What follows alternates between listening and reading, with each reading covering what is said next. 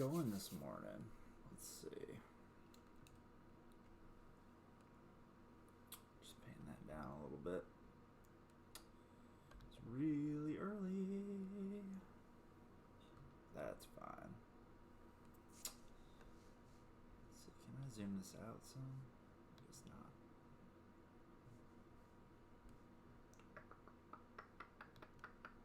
Sorry, I'm seeing if I can zoom this out. Resolution. I don't want a resolution. Video format. Audio output. Maybe configure video. Let's see.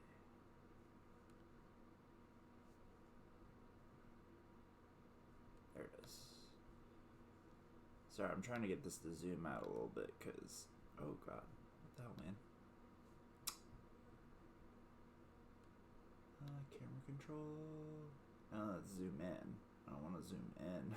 I want to zoom out. Okay. I guess I'll just not mess with that. Alright, well, I have to make do with this. Actually, you know what? Maybe I can. So what I'm finding is just, it's hard for everybody to see everything that's going on. So let's see. Just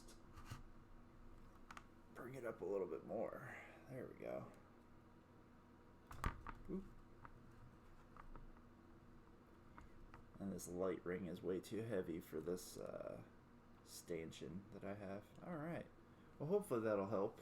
You guys can see a little better. Alright. So, where we're at today is washes for heldrakes. So, as a matter of fact, let me just show you guys. So this one is fully washed up. So you guys can see I use Seraphim Sepia for the claws here. Do Null and Oil for the tubes. I'm actually doing purple for the skin on the back here. So you can see that his tailbone is all washed up down here in the back. And then here's the stomach of him. So same thing, washed. Now for these two that are on the table, I've only washed the tops of them. So I've only done the washes on the wings, so you guys can actually see the difference. So on the tops of the wings versus the stomach here.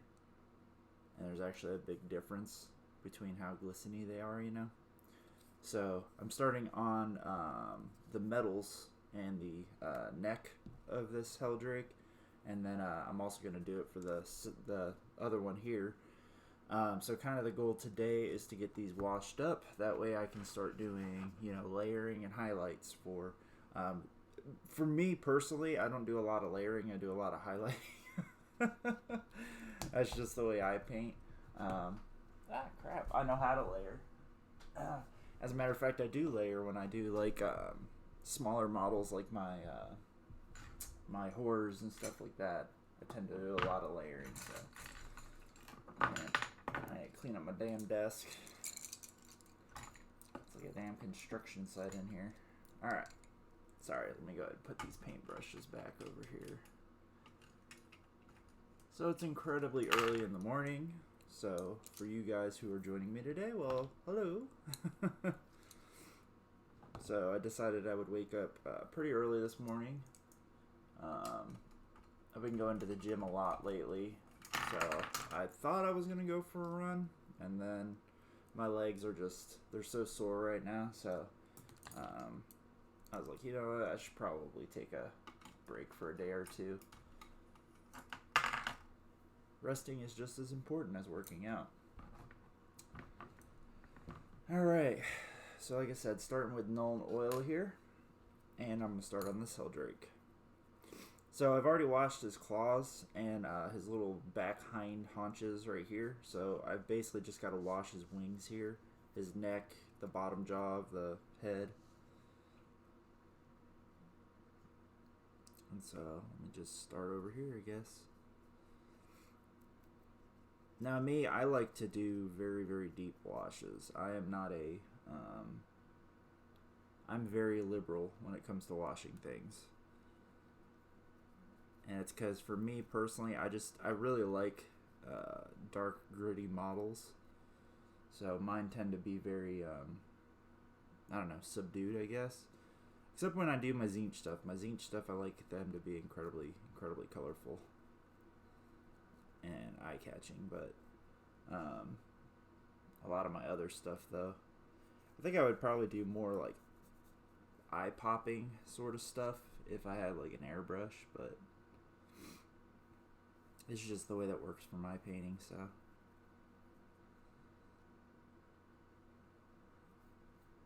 So like I said, I am incredibly liberal with washes. I do not half-ass the amount of wash that I use. But I do try to prevent pooling, so you'll see me occasionally go back to areas I've already washed and just kind of hit it with a paintbrush real quick to just kind of soak up the extra. Hey, what up, David? You out there, man, or are you just swinging in to say hi? Yeah, everything's pretty good on this end.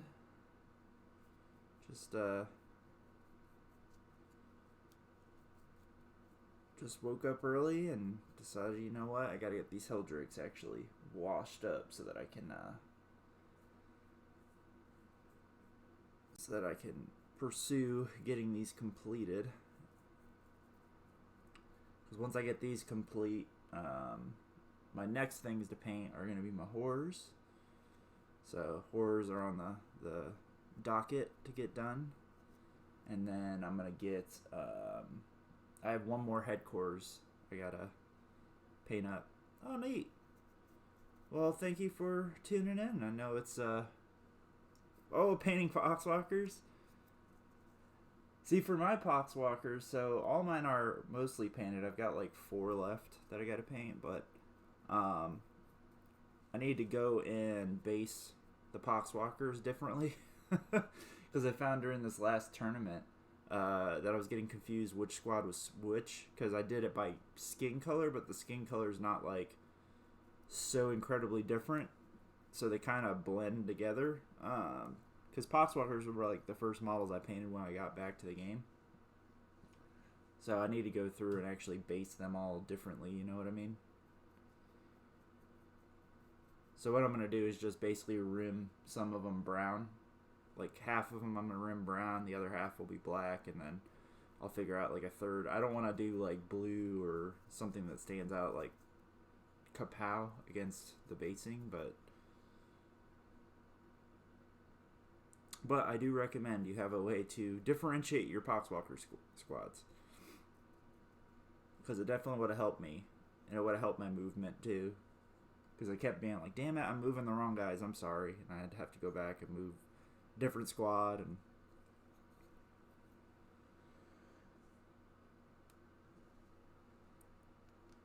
alright, so right now I'm just trying to get some washes down underneath. So the lips of these stupid wings here, like there's a, I don't know why when they designed this model they made all these like little things all over the place.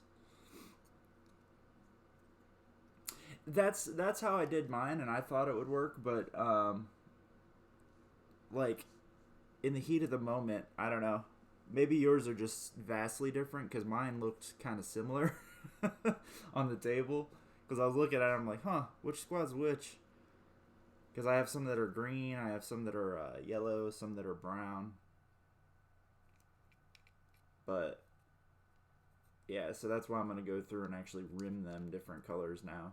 So that way I don't run into this again. Because poxwalkers are now my tournament army for the foreseeable little bit. As a matter of fact, I need to pack up that army. I'm taking it to the shop today. So nice. Hell yeah, man. Congrats. I know that pain all too well. I'm starting to feel that with these damn heldrakes. It feels like they never end, you know what I mean? But that's why I'm just pressing. Like, I could move on to other models, but I know that I'll never come back and finish these. So I might as well finish it, right?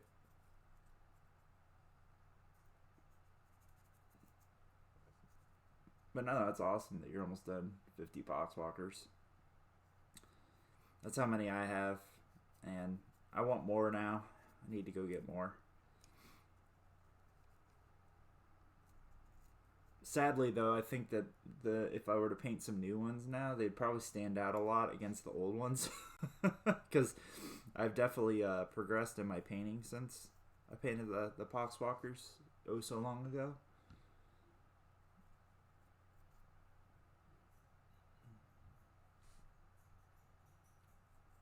But yeah, we'll see, man. We'll see. I'm trying to source more Poxwalkers right now. That's what I'm currently doing. I don't want to go buy some of the easy build kits. I mean, I could just go buy 2 easy build boxes. What is that, like $30 or something? But that's like $3 a Poxwalker, which is a lot for me. Too much money for some damn Poxwalkers. I'm looking more at like $1 a piece. But it sucks though, because you know, Poxwalkers, it was really easy to get them real cheap there for a while, but now nobody's buying Dark Imperium sets, so now if you want to get cheap Poxwalkers, it's pretty much impossible. So I've been asking friends, hey, if you got any Poxwalkers for sale, let me know. Because I'd like to go up to... I'd like to get up to 80.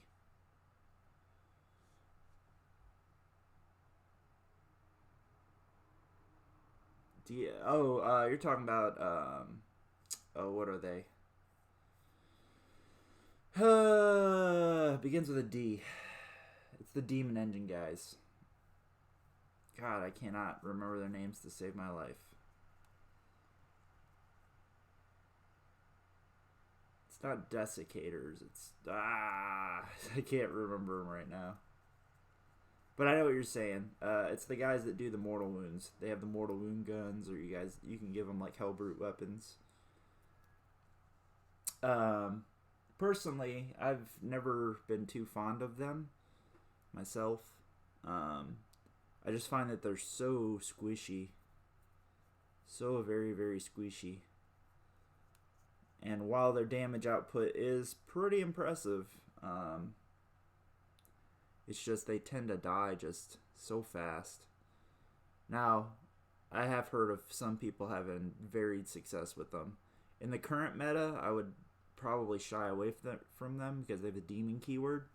So if you got a lot of Grey Knights in your area, they're just kind of fodder. 3 smites will kill one.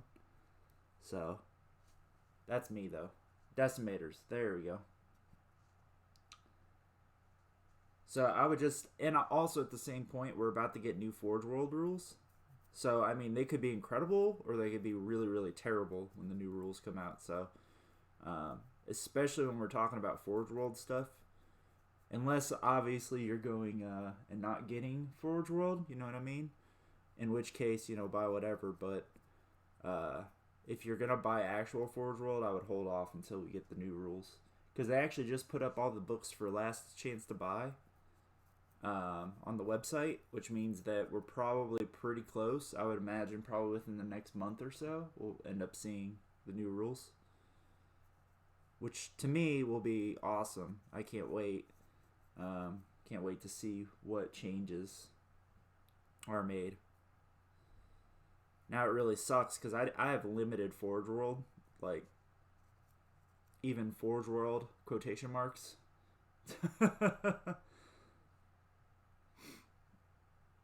I mean, if they work for you, man, I can't convince you one way or the other. It's just my own personal opinion. If you like them, go buy them, man.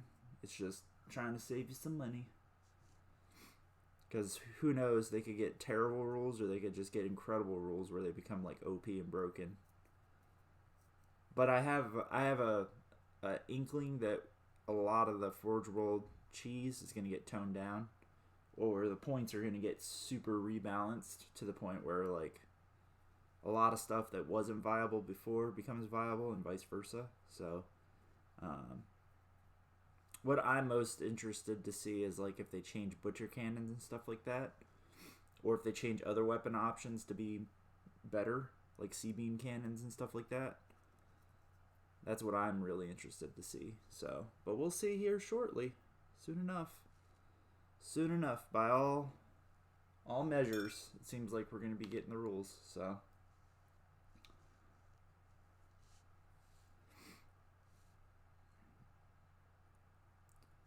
well, are you running Death Guard or are you running mixed?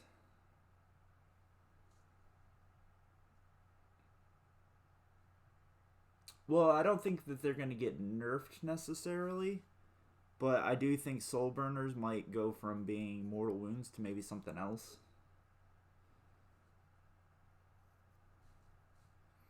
Because a gun that does Mortal Wounds, while it's not like broken by any means, I don't think that GW would allow that. It seems like Mortal Wounds are kind of a thing that we don't see very much. Okay. Well, because I'm a big believer in demon engines. I mean, you've been around long enough to know that I love demon engines. And decimators definitely are in that category. I just find that they die so fast. That's why I've avoided them myself. Because I like stuff that's going to stay on the table longer than my opponent's things. So even if it's from a damage dealing perspective, point for point, I'd rather have a Venom Crawler myself.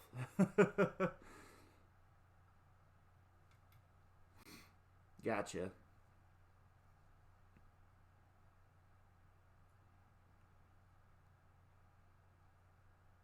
Yeah, everybody's different, man.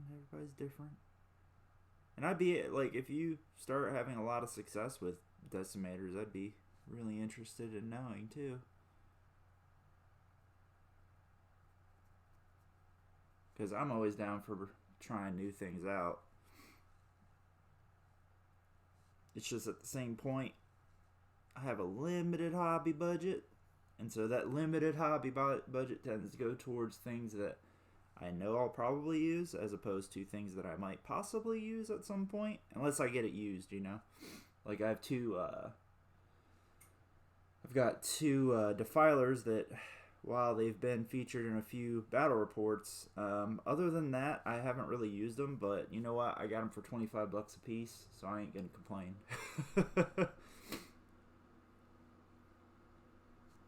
I bought them just because they were super cheap, so why the hell not? Alright, so at this point, this Heldrake is washed up. So I'm going to go ahead and sit him off to the side while he dries.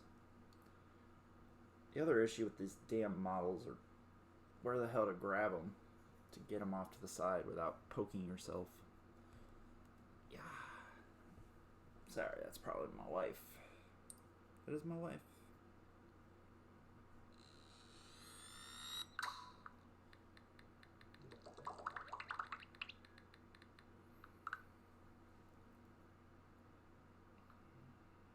All right.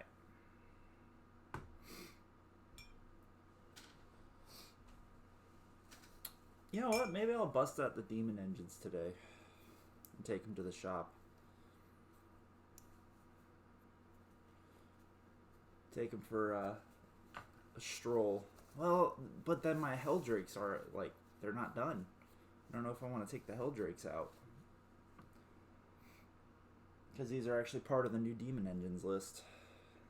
That's why I'm painting them up, in case, you know, demons end up becoming like a powerhouse army after their psychic awakening.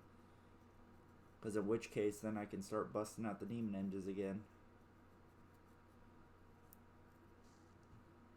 Because I love me some Epidemius and some demon engine trolling around.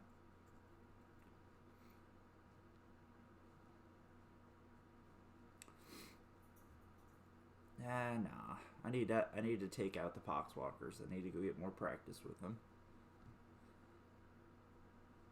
I have a really, really bad habit of, if I find a list that I like for tournaments, then I'm like, okay, cool, and then I like won't practice with that list. You know what I mean? I'll take out every other list that I have rather than the list that I should be practicing with. And it's mostly for the battle reports because I don't like to remain stagnant. Though people seem to really enjoy when I was doing the demon engines, but they're kind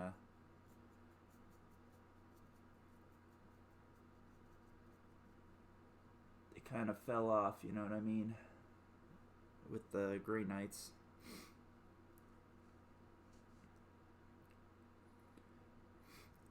Which I get the argument that Grey Knights aren't prevalent, and blah blah blah blah blah, and you're not going to see them all the time, and they're not meta. Yeah, they are. I'm sorry. At least in my area, they are. I've got several. I know several guys that are very very good Grey Knights players, and they're definitely taking them out for a stroll. So until like something happens to where I don't feel like I'm gimping myself against that matchup, Demon Engines are definitely shelved.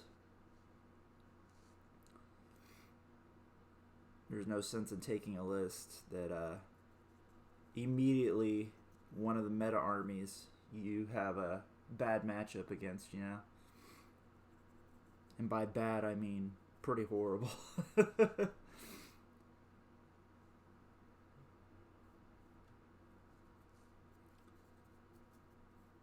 Especially because the list I run doesn't utilize warp time.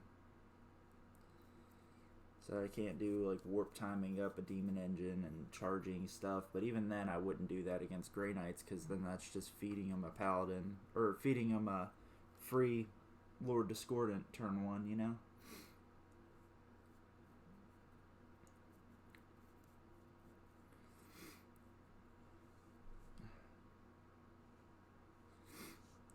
But that's my personal opinion.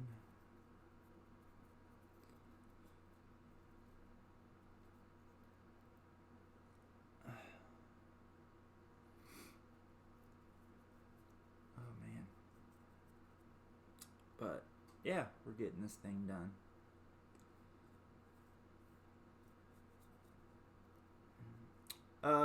David, are you MAC blah blah blah on the Discord?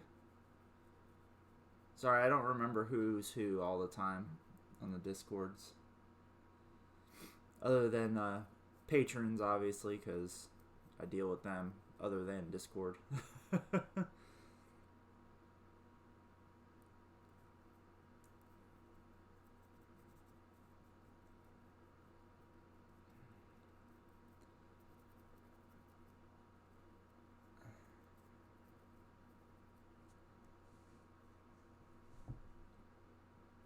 But yeah, tomorrow they open up signups for a major here in North Carolina, so I'm gonna sign up for that tomorrow. Yeah, gotcha.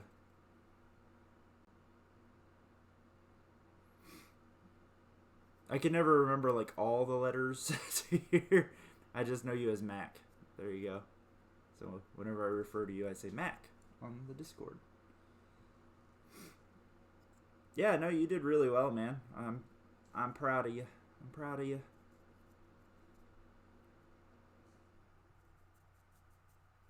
4-1 is definitely good. I know I was happy when I got the 4-1 at the last GT I was at.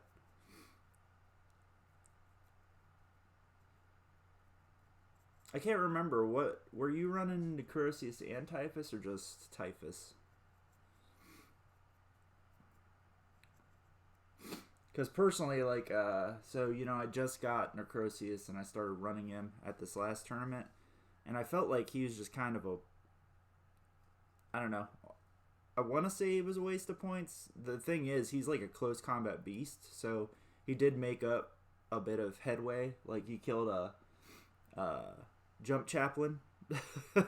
Jump Chaplain charged him, you know, I made my invulnerable saves, and then he just turned around and smacked the Jump Chaplain, which made me laugh.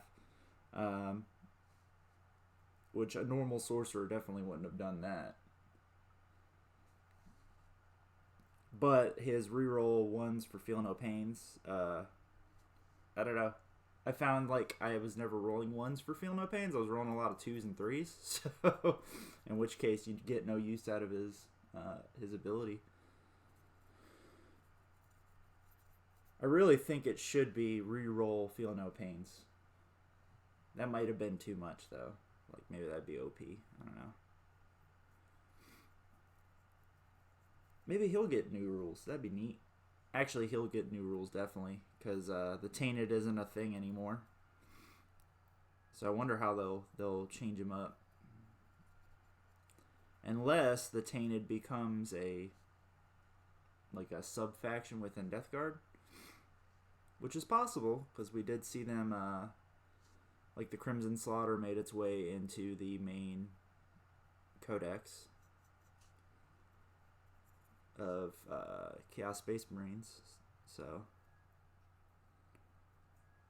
and I know that was originally like a Forge World dealio, so. But we'll see. We will end up seeing. But yeah, I don't remember if you ran Necrosius or not. That's why I'm asking. I do love that we're now talking about Poxwalkers in competitive lists, because I love me some Poxwalkers. Oh, my wifey just texted me. Let me finish washing this wing.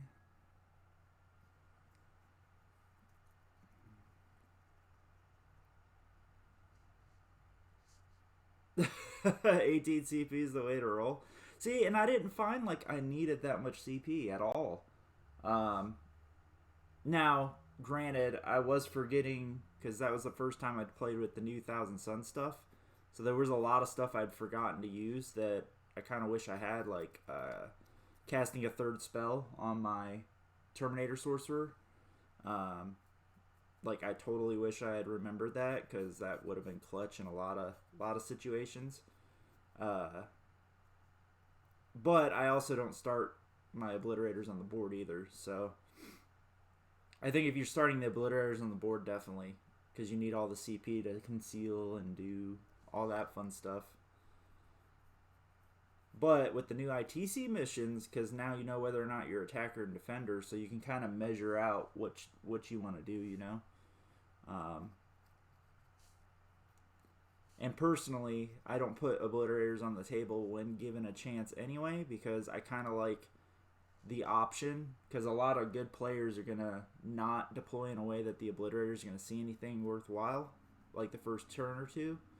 So even with warp time and everything, you might get an angle on something good, but yeah. Also, I was finding I was warp timing my Poxwalkers a lot, which was really good. I really like that.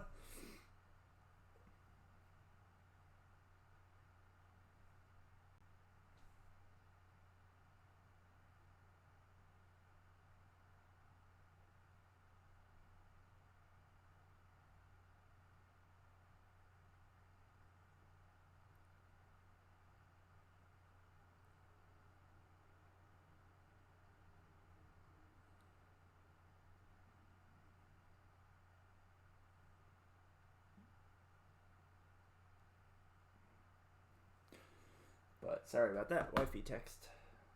Message her back. But yeah, 18 CP is, I can see that being good. But it really depends on like how you play your stuff too, so I can definitely see both ways. Both angles of it. I will say the new Thousand Sun stuff was a hell of a lot more impressive than I had given it credit for. Even my Iron Hands matchup, the guy was kind of surprised. So it was funny because, you know, turn 2 rolls around, and he'd been eating up Poxwalkers, and like it looked like I was starting to thin out. And then in drops the Obliterators, in drops my Terminator Sorcerer, and then like I just proceed to kill so much shit on turn 2 that even I was surprised how much damage I did. I killed 9 out of 15 Centurions from 3 separate squads. I killed a whole Intercessor squad. I killed a Thunderfire cannon. Like, I just started picking up his army. it really boiled down to the fact that I couldn't get rid of the apothecary quick enough, because he had a Leviathan in the list, but I couldn't target the Leviathan because he had enough CP for cognitive martyrdom, um, or cognitive martyrdom, or whatever the hell it's called, with a bunch of centurions around it. So I couldn't target it until I'd killed the centurions. But what ended up happening was basically he just outlasted my damage output. Because on the drop I did just tons of damage, and then on the next turn I did a lot of damage too, but I couldn't pick up any of the centurions because some were hiding, so on and so forth. And then also I rolled really bad for some things, and then he was able to just outlast me. And in the end of the game, he still had he had the Leviathan, a couple characters, and 4 centurions left. But yeah. Also, I gave him a gimme, which I shouldn't have, thinking about it, because he's like, I play by intent. And I had a Terminator Sorcerer in the backfield of his thing, sitting on an objective in a ruin. And I had adjusted the Terminator Sorcerer to be like, okay, so he's in this ruin, but he's just kind of peeking a little bit. Basically, I had shuffled him off to the side a little bit so he could see a unit of intercessors to kill him.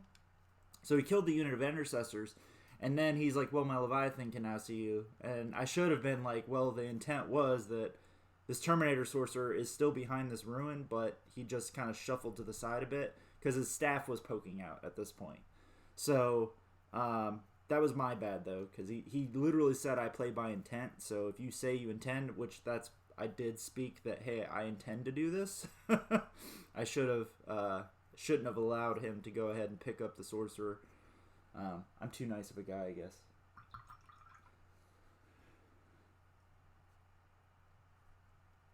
Yeah, no, I mean, it's not hard, especially right now, because there's not very many events going on,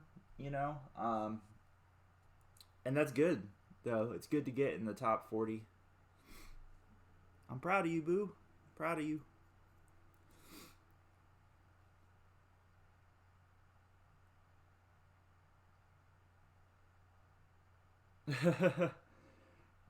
So I tried multiple units of obliterators, and I just found it was not. And I get how you use yours, but in my meta that wouldn't fly at all. Because the thing with 3-up invulnerable saves is you have to make them. And then also, secondly, it doesn't do anything against Grey Knights. So you could have a 3-up invulnerable save all day, but for each smite that you take from a Grey Knight squad, that's a dead obliterator. So that's why I prefer the Slanesh ones for Delightful Agonies, because at least I get a save. But even then, I fully intend for the obliterators to die on the drop. So, but that's me personally. But that's awesome that you made top 40. I'm probably maybe top 100, but I haven't been doing very well lately.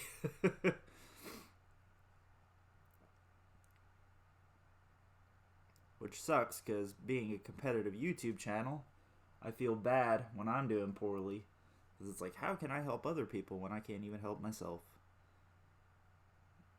But people tend to cheer me up. Y'all say I still give good advice, so I guess that's all that matters. Also, I guess Nick Nanavati is proof of that concept, because he didn't do very well this last year, but he still gives fantastic advice. So everybody, I guess, has an off time, Alright, so at this point we've lost both the drakes. Just making sure I didn't miss anything on this guy. I might notice something when I grab him again. I'm going to go ahead and set him off to the side and rotate back in the other drake. Boop. Oh yeah, no, you still got plenty of time, and I mean, there's not really been too many majors or any of that sort of stuff. And at this point, I think we're all trying to figure out what we're playing, you know what I mean? Because we still have, two Psychic Awakenings to go for Chaos. So is definitely a chance that things will change drastically for a lot of us, especially us Death Guard players, you know. Because if the rumors are true, if what the rumors are true, I think that Death Guard will definitely be a force. I think a lot of people are just kind of discounting them at this point, especially after what we got for Thousand Suns. But people need to also realize that unlike Thousand Suns, that the Supreme Command has been pretty much featured in every list for a while now. Death Guard, we haven't really seen like mono Death Guard doing very well. So it seems like whatever we're going to get for them is definitely going to address the, hey, you can take just Death Guard and be good to go, you know?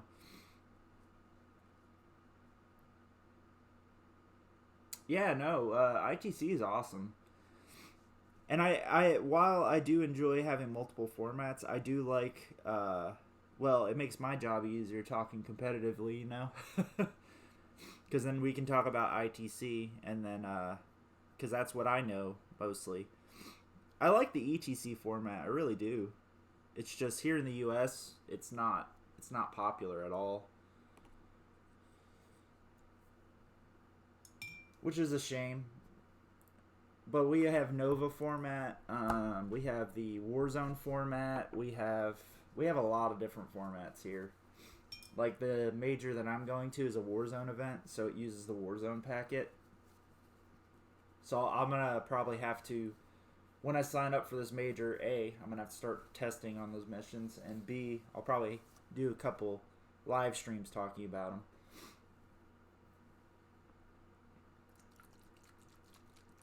Because it is definitely a different way to play. Okay, so we'll go ahead and do the... Oh, we got to do the vents on him, too. Well, I'll do the vents next. Let's do the flesh. So, let's do the fleshy bits. Oh, that's interesting. Well, I mean, I guess that makes sense with double obliterators. King of the Hill, did you face, like, how did that play into Marines and stuff? Because Marines are very, very good at taking the middle. Because that's definitely not something I would take against, like, Raven Guard.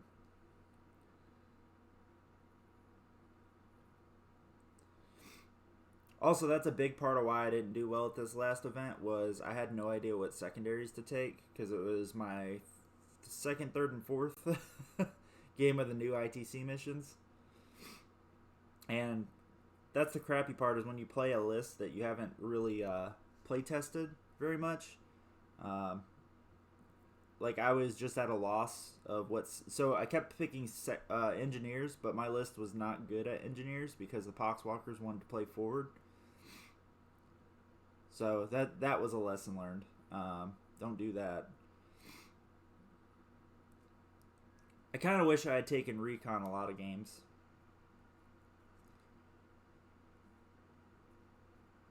Also, I was thinking Sappers, because the Poxwalkers were really good at going forward and capturing like middle objectives. So I feel like maybe I should have taken Sappers in a few games. But hindsight is always 2020, right? But yeah, I'd be interested to hear, because you're playing Poxwalkers too, so I can maybe learn something from you. I'm always learning from everybody. I think that's the beauty of gaming in general, you know.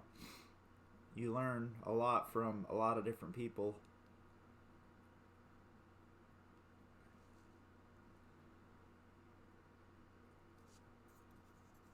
Oh, okay.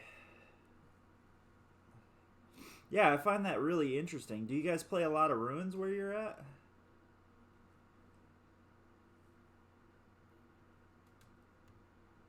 Oh no, I can believe it. I'm just really interested because paladins are really good at taking the middle of the table. So I'm just wondering how King of the Hill fared for that matchup, you know what I mean? Because I would imagine the paladins would come in and wipe out your Poxwalkers or whatever you put out there. Then again, if you're holding the obliterators back, the paladins don't want to come out and play with them. But also, for, like I said, every smite that you get off, that's a dead obliterator. So that's why I find it really interesting. That's why I'm curious. So right now we're washing all the fleshy bits purple. So fleshy bits being down here by the legs, little chicken legs, around his tubes here, which there's a bit of fur or something right here I gotta clean up, but down here. Yeah, see, that's why I'm curious, because, you know, Grey Knights can ignore line of sight and just blow up something.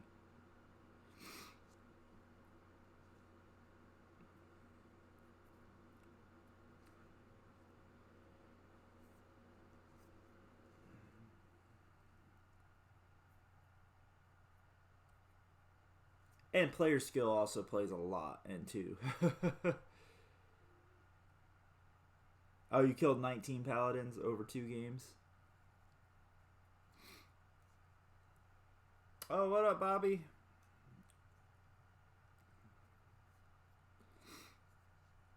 But yeah, player skill plays heavily into the Grey Knights matchup too, because that list, while it's powerful, it's not like Marines where you just put it on the table and you win. You have to definitely play it right. Because while paladins are incredibly durable, they're not durable. Like, if an obliterator unit can see them, you'll definitely kill a bunch. Also a reason why I like to deep strike my obliterators.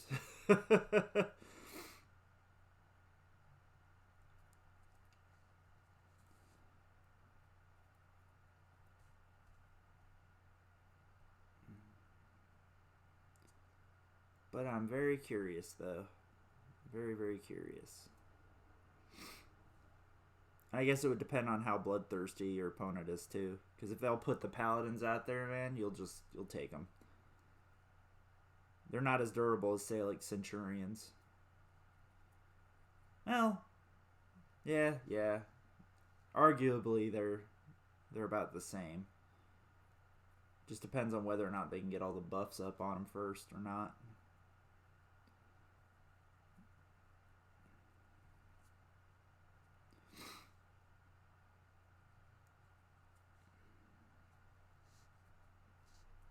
Oh, how's it going, Unseemly Man?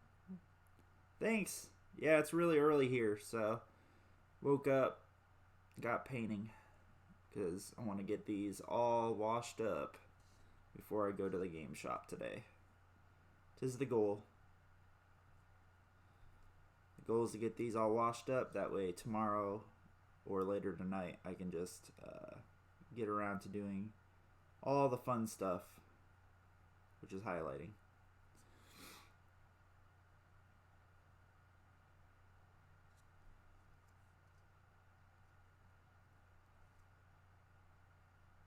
Yeah, I mean, if the Grey Knights are giving up table control to you because they're playing too conservatively, that's where it's definitely and that's where I 100% agree that Grey Knights are super powerful, but it's definitely requires player skill. Like, you can't just do them, you know what I mean? And I think that's where we're going to see a big difference between the meta listers who jump over to Grey Knights and the meta listers who just alright. So I think all the fleshy bits are washed here. Because you're definitely going to see varying degrees of success with the Grey Knights, you know what I mean? They need to F off.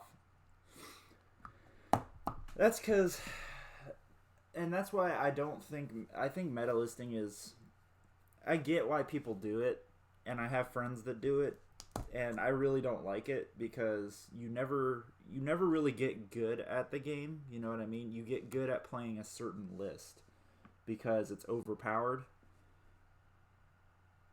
And so, yeah, and that's also part of it too, you know, with Grey Knights picking up so many more players because they feel like they're the OP broken hotness right now. That's why I'm sticking away from the demon stuff for the time being until all this cools down. Because I also feel like a lot of people are discounting how powerful Tau is after their buffs. You know what I mean? Because Tau got a lot of good things. I just think a lot of people are just like, oh, you know, it's just Tau. Like, Tau's going to do Tau things. But a damn Farsight Enclave Bomb is going to be brutal.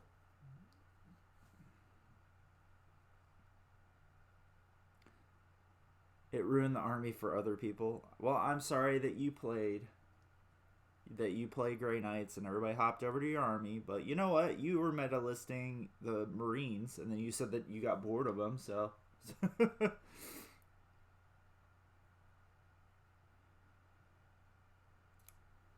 Which I get that too. Like, I wouldn't want to play some OP stuff that I'm stomping on my friends all the time, because that's just. Hence why I play kind of weird lists. But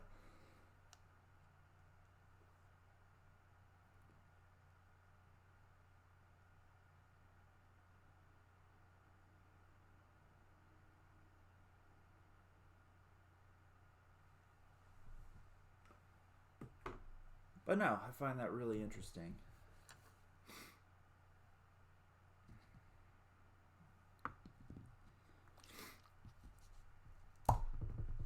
Yeah.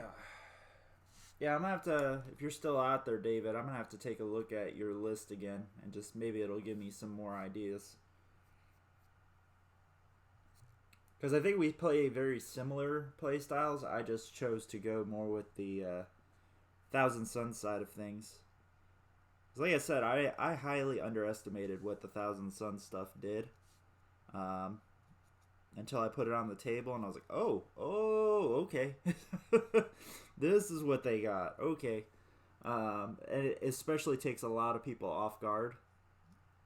Because it definitely took my opponents all off guard how much damage the Cult of Magic stuff can do. I mean, shit, I wasn't even prepared for how much damage it could do.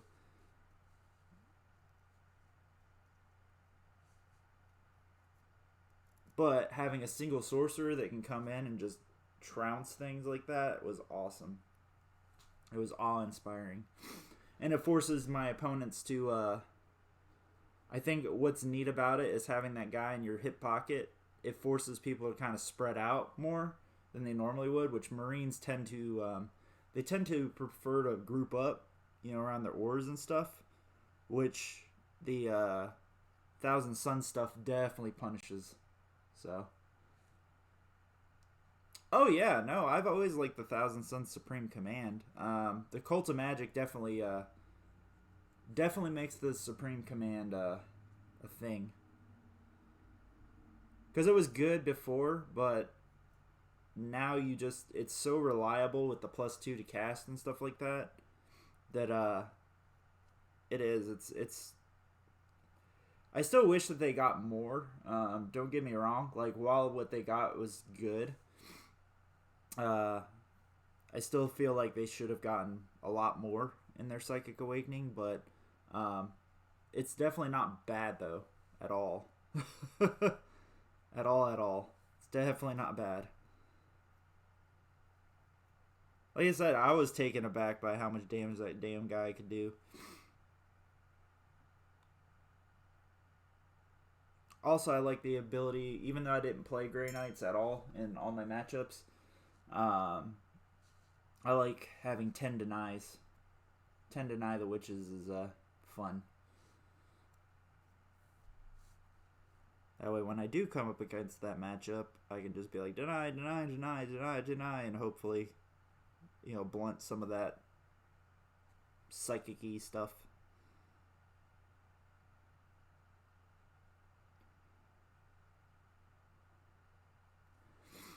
But 'tis my idea, though. 'Tis the idea. I think David left me. No. So yeah, you've got that one and Infernal Gateway. So like, what I found is you put both of them on a sorcerer, and then you deep strike him in. You because I spend 2 CP to give him all the relic and everything. And then you deep strike him in. You cast Infernal Gateway first if you can, or you cast the other one if you need to clear space to get a better Infernal Gateway. But so what I did was I would deep strike him in. I would Infernal Gateway first on the closest thing, and then he would do D3 plus 1 mortal wounds to everything in that area, and then you cast the other one to do another 2 mortal wounds. So as a matter of fact, like in my Raven Guard matchup, he had one of his Smash Captains grouped up with his Centurions, waiting for my Obliterators to drop in, and I did all these spells, and I killed the Smash Captain, which was hilarious. I almost killed the Lieutenant too, but sadly I had to use a CP reroll to reroll the damage on the, because I wanted to kill the Smash Captain. I was like, oh, okay, I can kill him? Cool. I'm going to go for that. And so, yeah, I killed the Smash Captain, killed a unit of Eliminators, killed a unit of Scouts. I only killed 1 Centurion, almost killed the Lieutenant. Like, it was hilarious just how much damage that guy did.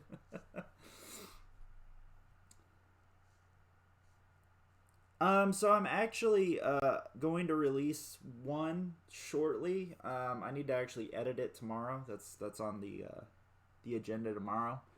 But I did a battle report against the new Astra Militarum using, I proxied like Scarab Occult Terminators and stuff. So I did a battle report where it was like basically I was almost Mono Zinch. I had 1,000 Suns with the Scarab Occult Terminators, all the Psychers and stuff, and then I did Pink Horrors deep striking in. And I didn't know what I was gonna play at the shop, so it's not like I was net listing. But I ended up facing it against a Stormlord? No, it was a Baneblade. It was a Baneblade with the Baneblade cannon, a bunch of Lehman Russes, and all that fun stuff. And I think this... No, this wasn't...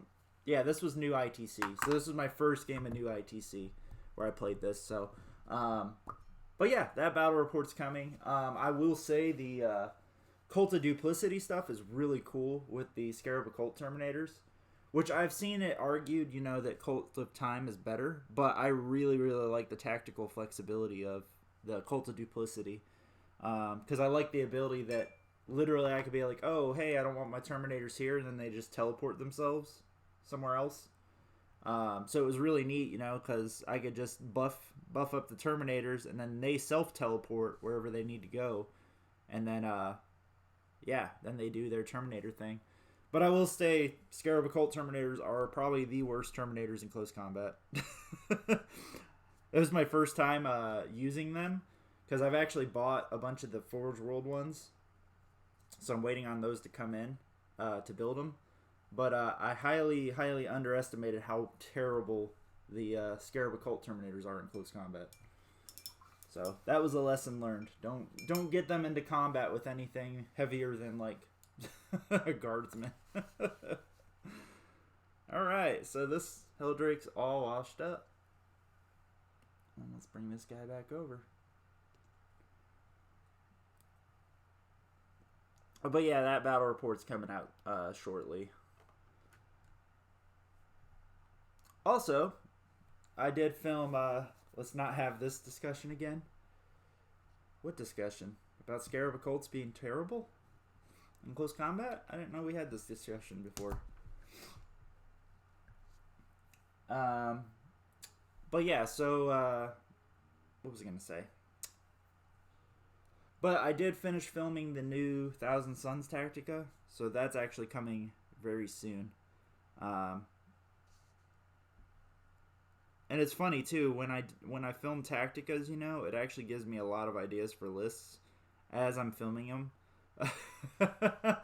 And so one of the things I want to go buy is actually another unit of Rubric Marines. So that's actually probably something I'm going to pick up today.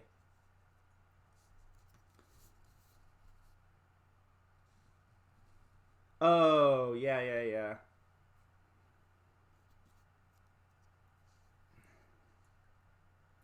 Yeah, no, Scarab occults are just I love them, and like when they're doing their firepower thing, it's awesome.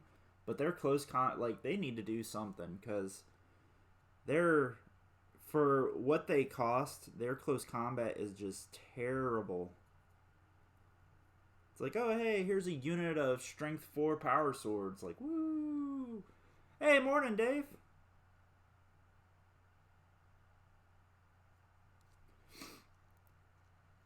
But that's definitely a lesson I learned that game. Even against guard, I was like, man, these guys are really, really not good. I'll do a mini spoiler. I ended up tying up Lehman Russ with a unit of 4 Scarab Occult Terminators. And I was like, oh, between the smites, and I've got a Force Stave in here, I should do some damage. And I did use vets on them. No. Against Toughness 8, no. No, that was a terrible idea. That was a terrible, terrible idea. But hey, I had that Lehman Russ out of commission the whole game, so because it was busy fighting off Terminators. But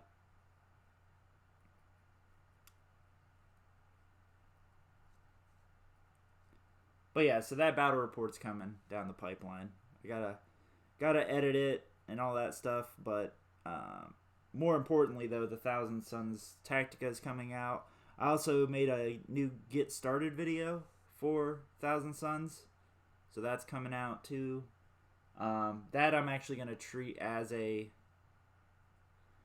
Yeah, I could have cast Diabolic Strength on him. I didn't think about... Well, because Diabolic Strength only affects one model, though. So I could have done it on the Sorcerer.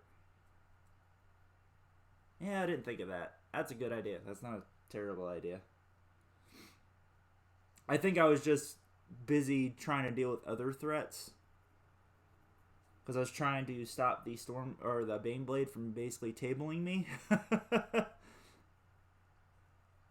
So I was busy using a lot of spells on, like, my Demon Princes. Yeah, Diabolic Strength kept going on Demon Princes so that they could keep charging Lehman Russes and having an effective combat round. Because if you don't cast Diabolic Strength on the Demon Prince, he's not going to do very much against a Lehman Russ, sadly.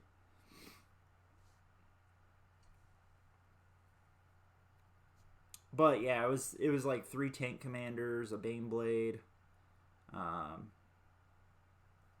and then a ton of guardsmen. He had the new Mana Core, which, by the way, the new Mana Core, the tank commander stuff is actually really cool. I really like that stuff. But man, a freaking tank commander damn Mana Core, that thing does so much damage. The only negative of the Mana Core is it's AP -2, so if you can hide and cover, basically it's AP -1, which we all know how low of a chance AP -1, especially like if he's shooting Terminators, which is what he was doing turn 1, was he was like, oh, I'm going to shoot your Scarab Occult Terminators with this straight 3 damage Mana Core, and I was like, oh, cool, they got a 3-up save then, and yeah, and that's what happened there. Didn't lose very many at all. Yes, 100%. 100%, David. So it's one of the many things that are on my list of things to do. Refilming all the Tacticas is probably my #1 priority this year, but I need to wait for the Psychic Awakenings to come out. So, like, when we get the Engine Wars one, obviously I'm going to redo the Tacticas for Renegade Knights and Demons. And then, yeah, when we get the Psychic Awakening for Death Guard, I'm definitely going to redo that one. So, but, so with all the new Tacticas this year, because I realized with the old ones, I was kind of filming and talking to prior meta and prior, like, pre-chapter approved, like, oh yeah, these points, they're terrible.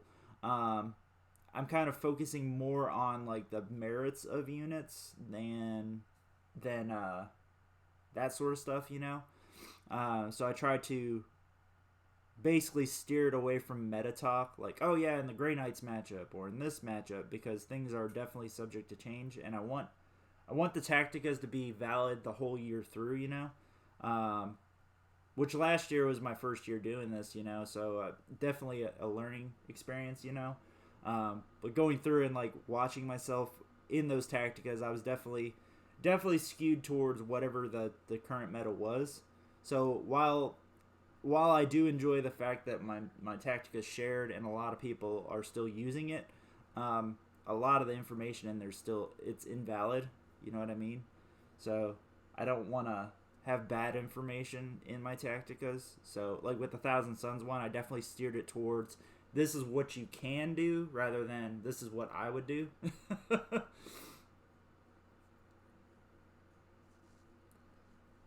So hopefully it's more informative. And sorry guys if you guys can't see what I'm doing. I'm washing the tailpipe of this old Heldrake here. So what would you say? I hear you all about Tau with the hardened warheads and advanced targeting. Yeah, hardened warheads. I'm surprised somebody's using that one. I mean, it's pretty good. It really depends if storm surges are a big thing in your area, but freaking, I faced so I was playing my Renegade Knights, and I didn't film this battle report, but I kind of wish I had just to kind of show like the new Tau stuff, but freaking Renegade Knights get tabled real easy by Tau, because he had the new Riptide relic gun, which is strength 9, AP minus 4, D3 plus 3 damage or something like that. Freaking ridiculous.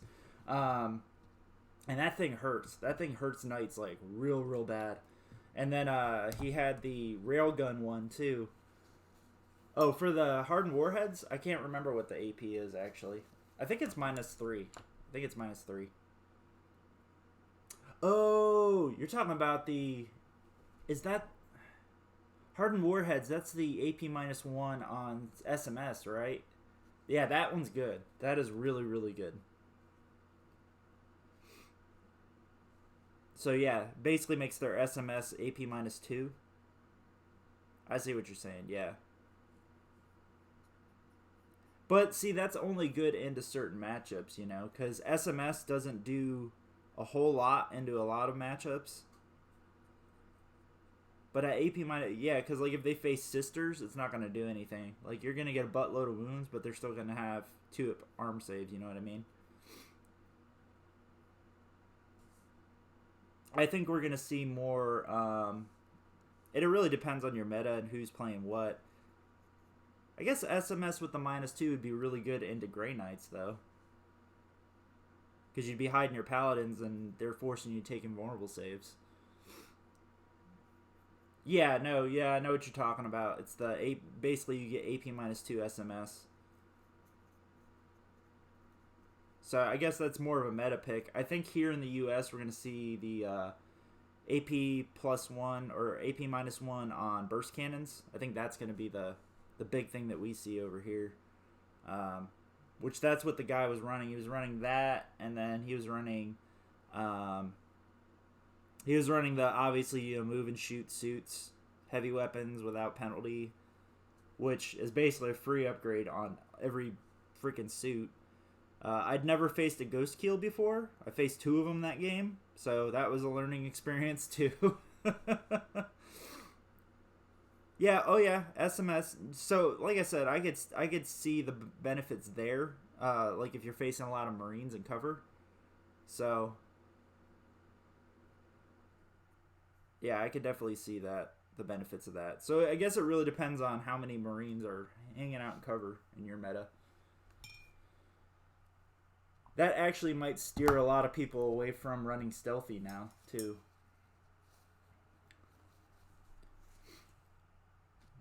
But, and then what else? Sorry, I was talking about what he was running. he was running a ton of Pathfinders with the +4 inches to their guns thing.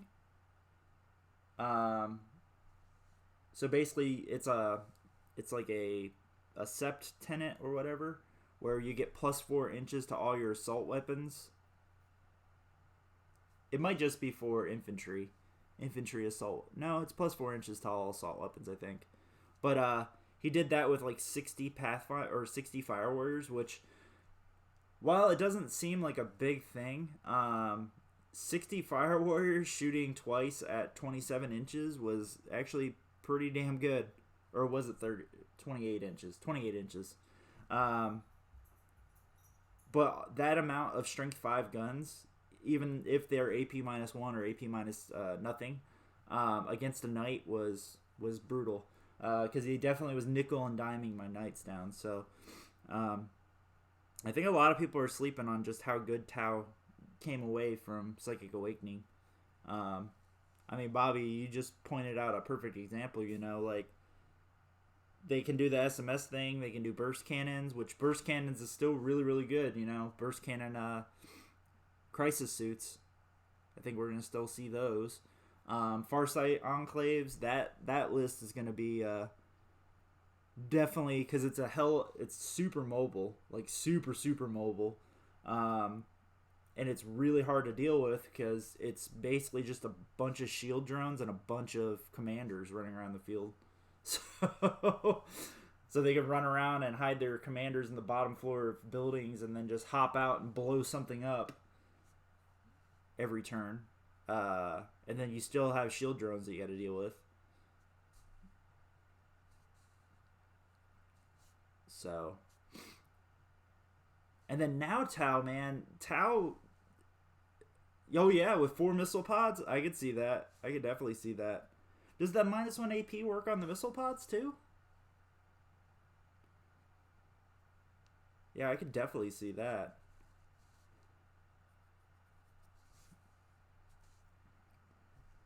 But yeah, I think a lot of people are sleeping on just how good Tau came away from it because everybody's so focused on the Brohammer list, and now we just got the huge Iron Hands nerf and blah blah blah blah blah. So I don't know. I think a lot of people are just like unawares. Which, speaking of the nerf, oh, so it does work. Oh god, that's pretty gross. Because missile pod commanders get so many shots. Oh my god, that's ridiculous. Yeah, I'm waiting because we actually have quite a few Tau guys here. A lot of them are newer players, but yeah, Tau can be incredibly gross in the right hands. And now now they have more lists to choose from because while the Riptide thing is still going to be a thing,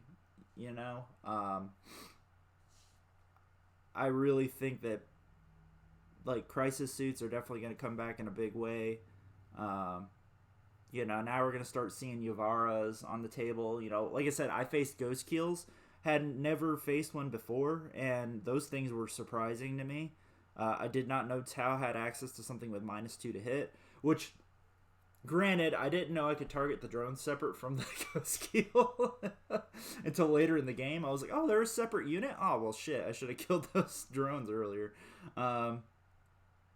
So, granted, that was my mistake in that game. But, yeah, Tau is definitely gross. So, and they definitely have a lot of things that I think will take some people by surprise. It seems like Richard Siegler's gone back to his original Tau thing, so I have a feeling we're going to start seeing Siegler start taking tops at a bunch of events, and then now all your buddies at your local store are going to be like, oh yeah, Tau's OP, and then everybody's going to be playing Tau. So, which Tau does have tools to, deal with pretty much everything in the game now. Granted, it's funny because they're basically doubling down on what people hate Tau for, which is a static gunline style army. But now they're going to be a mobile gunline army that can run around the table and whoop your ass. with their battle suits and yada yada yada. So get ready for the salt poured towards your Tau buddies.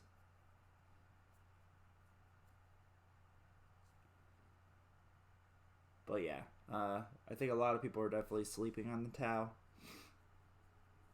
And Astra Militarum definitely got some stuff too, so. Oh no, they are.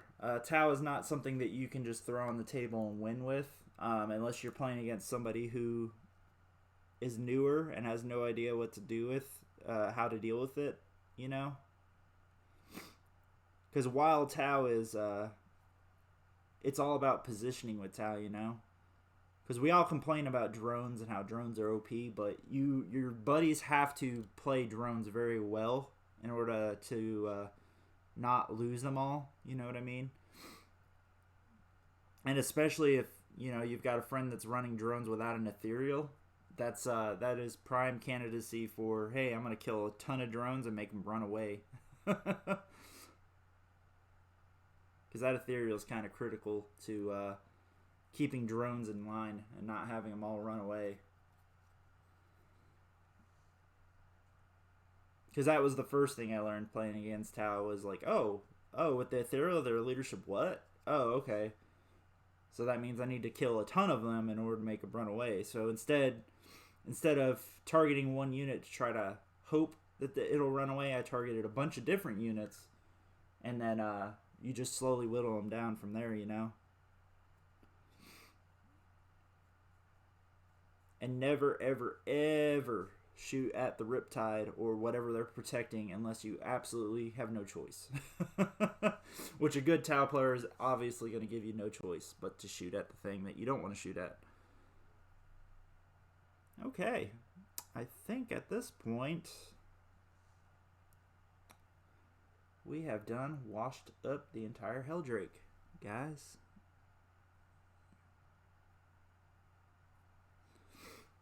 Fantastic.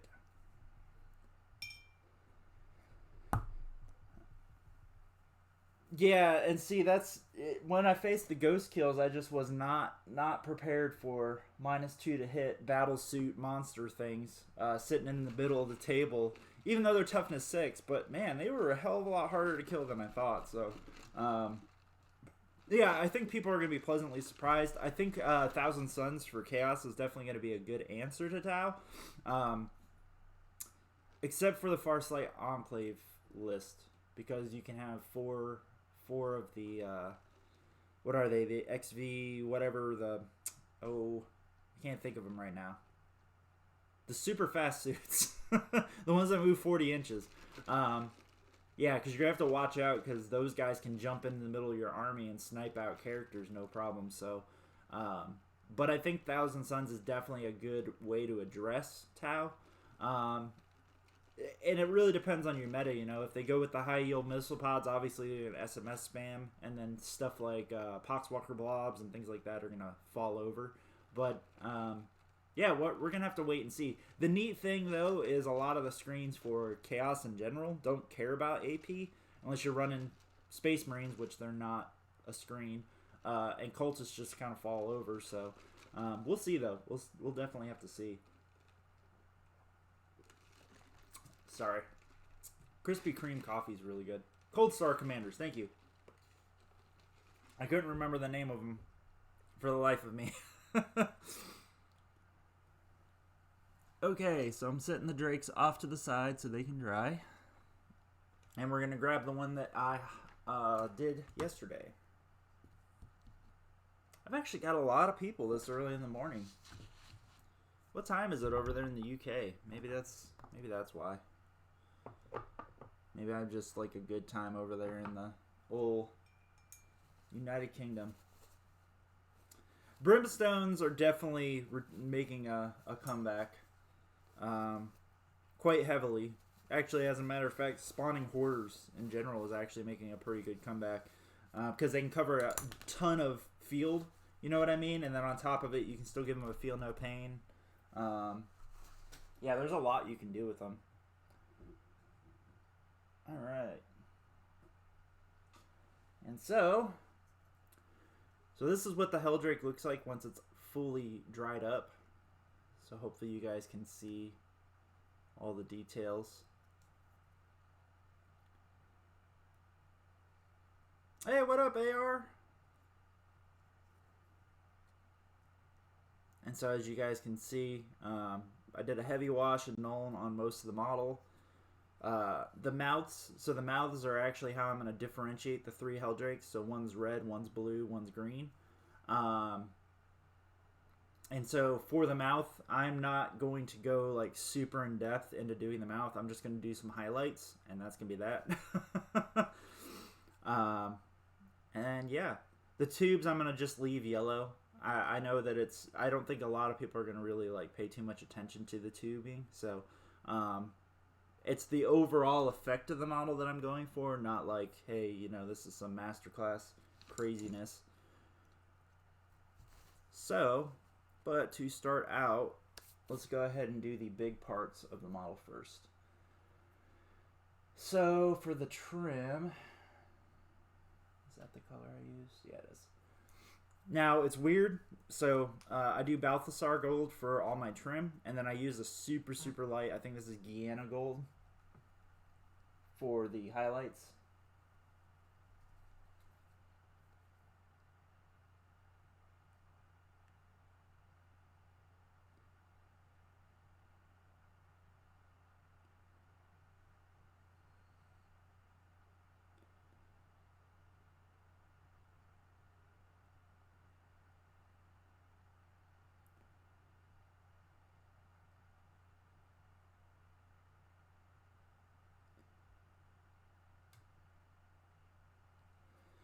But sorry about that. Wife texted me. And so let me go ahead and mix up my gold. Now the way that I always do my metals,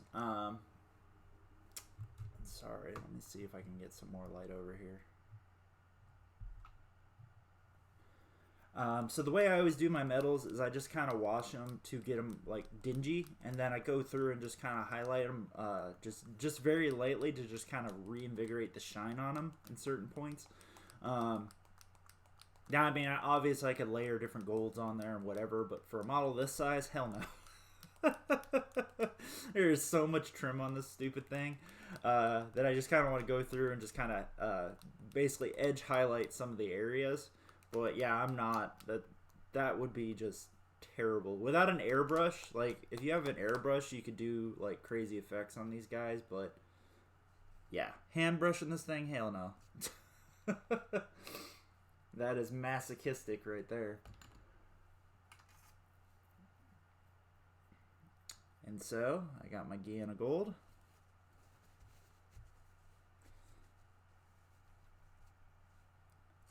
And I'm just going to go through and I'm going to start highlighting some of the raised areas of the model.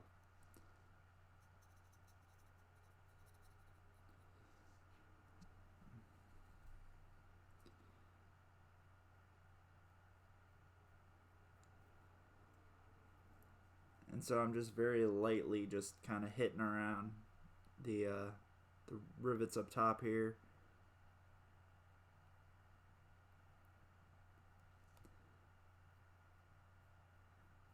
I'm not spending a lot of time on a lot of this stuff. Because like I said, it's just to kind of add the shininess back to the raised areas.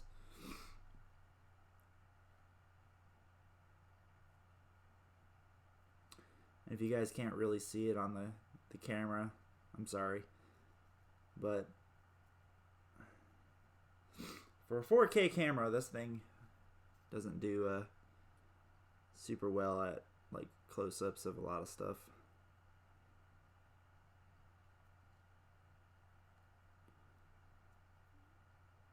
And so I'm going to use this big flat brush, or this big rounded brush, for just the top part of this guy. And then I'm going to move on to a smaller brush for the wings and stuff, for the webbing of the wings.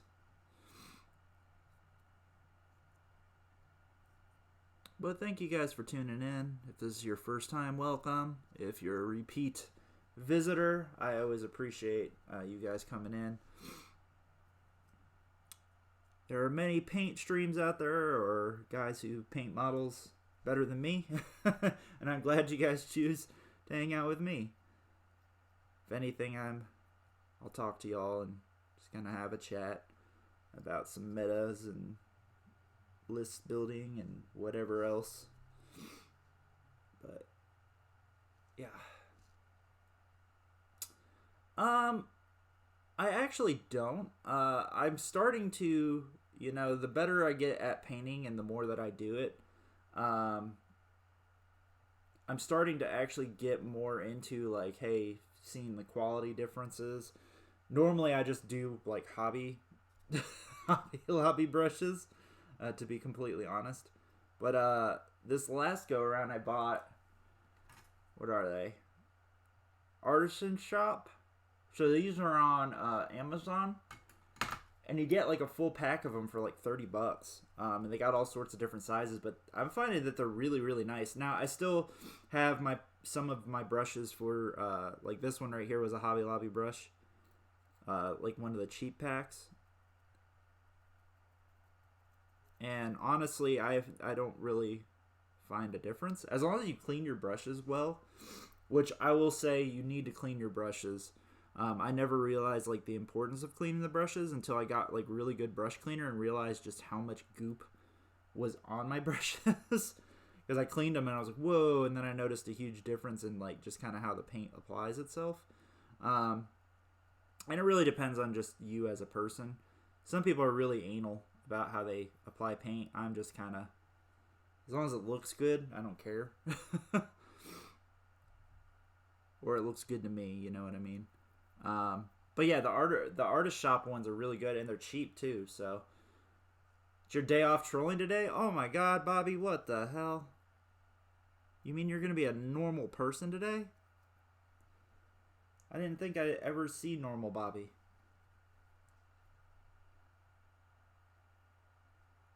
But we are having a good discussion on Tao, so.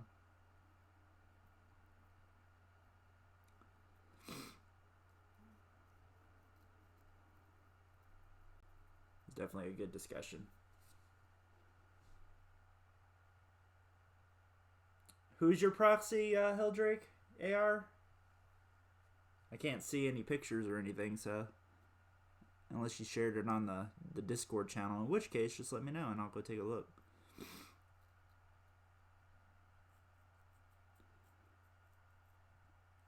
But yeah, I've seen people proxy Heldrakes as toys. That's what I imagine you're getting at, is that you got a toy that you use as a Heldrake.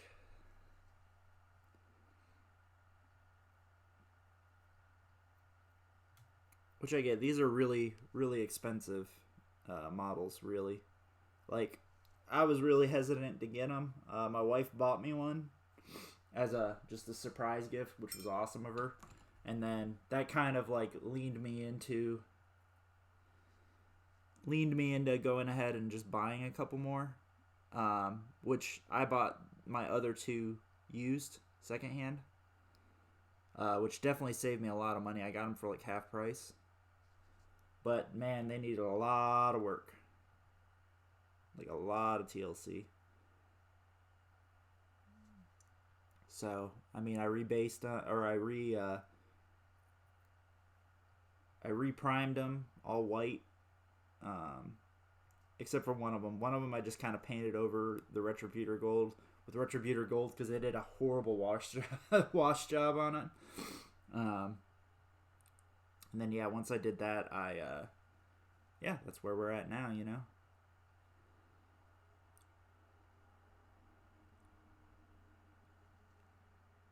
And so if you guys notice, I'm not really like super edge highlighting or anything and hitting all the areas. I'm just kind of, and this is also where I'm going to correct any errors I noticed too. So like I noticed a bit too much red was showing on this one spot. So I just kind of did a lot of the edge highlighting here. Now the neat thing is if you use colors that are really, really close to one another, they'll kind of just blend together and you won't really be able to tell the difference between the highlight and the low light. You know what I mean? So, like in this example, once all this stuff dries, it's just going to look kind of shiny, and it's not going to be super obvious that I highlighted it, but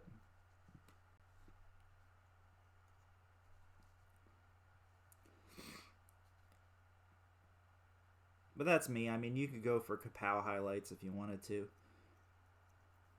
I know a lot of the better painters than I, they definitely go all in for the highlights because it's very eye catching. You know what I mean?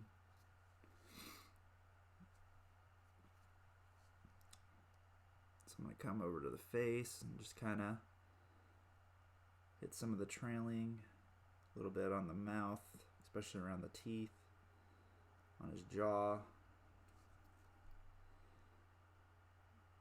There's like a ridge on the bottom of the jaw here, so I'm just going to hit both of the ridges real quick. And then go ahead and hit around his eye. And like I said, this is where I also correct issues, is on the highlight step. Because we're all human, we all make mistakes, even in painting. So, but to correct the stuff, I just kind of, like if I notice a little bit of white, I'll just put a little dab of this just to kind of color correct it and then move on, you know. Now when I get to the bottom of him, I'm not going to do like too much highlighting, you know what I mean? Because the bottom of the model is going to be obscured most of the time. So the highlighting is mainly for the top.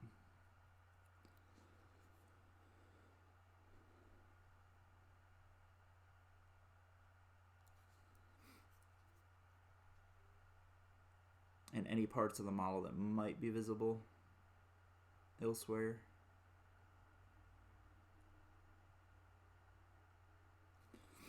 Alright. Don't go that far. I'll go however far I want. Normal Bobby.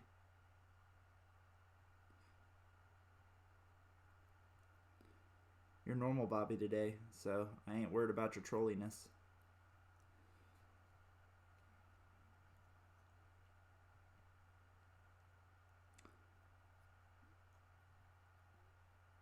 Trollmaster 5000. But yeah, thank you guys so much for joining me.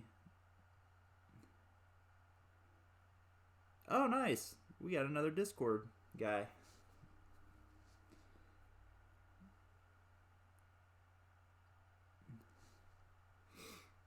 I always enjoy having new people on Discord. So tomorrow's live stream, if you guys, you know, tune in for those sort of things. Last week I talked about a list by Bethany Taylor, where she was running a ton of Beasts of Nurgle, and to me it was like a really surprising list, you know, and I was like really like flabbergasted, and reached out to her, and she's actually over there in the UK, and she did a really, really good write-up for me of like how the list worked. And as a matter of fact, she's Betharina, I think that's her name, on our Discord channel. So she joined the Discord too. So I'm super excited to talk about her list tomorrow and just kind of what she had to say about it. I think it's neat that people are still finding these crazy lists that nobody else thinks of. So don't channel your inner Magnus.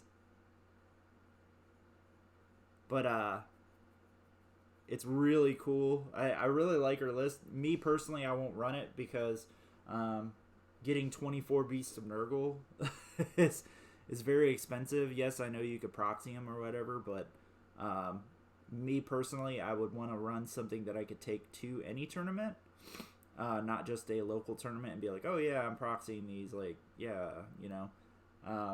I guess you could proxy it in, like, for test games before you go buy it, but that amount of Beasts of Nurgle is very expensive.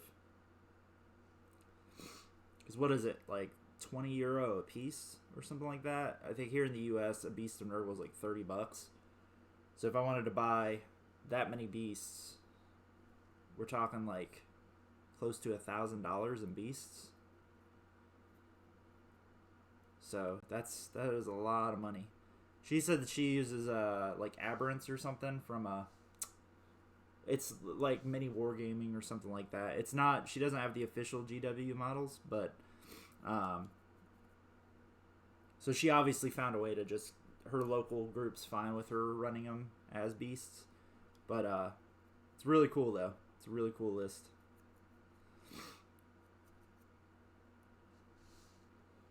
And maybe I'll do a chaos chat with her. I know she's that's her list for the year, and she's doing well with it now. So I'll be excited to kind of keep tabs on her and see where she ends up, you know. And I'd like to get her on for a chaos chat. Perhaps, mayhaps. That'll be our first female guest too. That'll be pretty neat. I mean, you could convert them. I just don't know out of what though.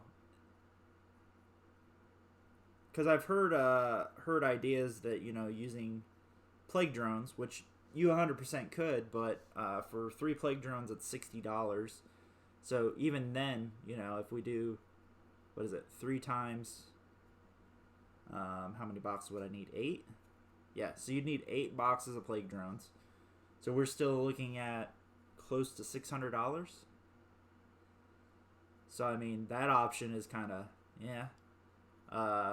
You could buy a bunch of 50 mil bases, and then I don't know. I don't know. That's where people who are more dedicated and smart, because same thing, that's a meta chasing thing. You know what I mean? Like, it looks like a cool list, but would it be something that I would enjoy playing? I don't know. It might be. I just think it's a really cool list.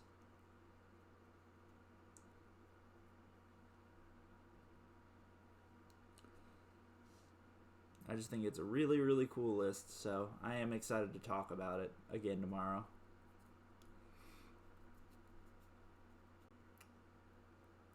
And I think that's literally the first time I've reached out to somebody to ask about their list. Because most lists are pretty easy to figure out. You know, you look at them, you're like, okay, this is what they're doing here, this is what they're doing there. But this one was just like, how the hell is she using these beasts? I need to know. And I know some other people needed to know, so reach out and talk to people, you know.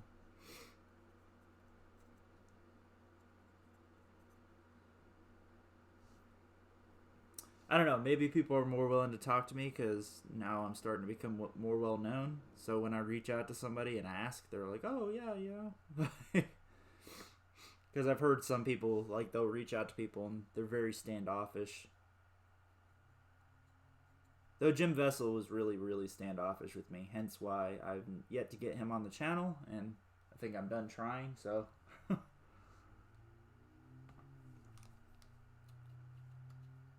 To start collecting, though, you'd only buy that if you needed poxwalkers, or not poxwalkers, plague bearers. And it still only comes with 3 guys. So, I mean, in which case you're spending $90 to get 3 guys that you could get for $60 normally. So, I mean, if you were doing it that way for, like, the plague bearers and stuff, then, I mean, that would make sense. But, like, I used all those for... As a matter of fact, I do have 6 sitting on the shelf here, but... That's because I think plague drones are awesome, and I'm waiting for them to be great again. Like, I would not be surprised if we get something in the Psychic Awakening that targets them. You know what I mean?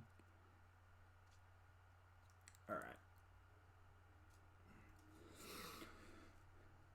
So at this point, I'm almost done. I'm just edge highlighting all the wings real quick. And it looks like I've almost hit them all. And I'm going to go through and just kind of, I'm going to touch up a little bit on the center of the wings. Not much. Just to kind of like brighten up certain areas. Some. Like I say, I go for an overall impact of the model.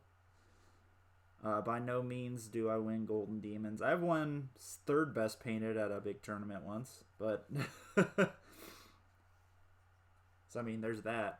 I really need to work on a better display board. That's kind of that's a goal for later this year, but I've got an idea in my head. I need to get with my buddy Riddick because he's really, really, really good at terrain, and just kind of talk to him and see if maybe he'll help me out with it.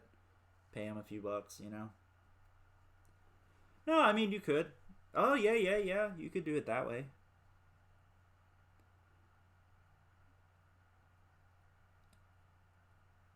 Yeah, I just don't know what's on a 50 mil base that I would want to convert into Beast and Nurgle, you know?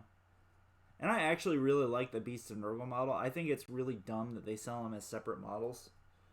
It really should be a kit of like 3 of them for like $60 or something like that.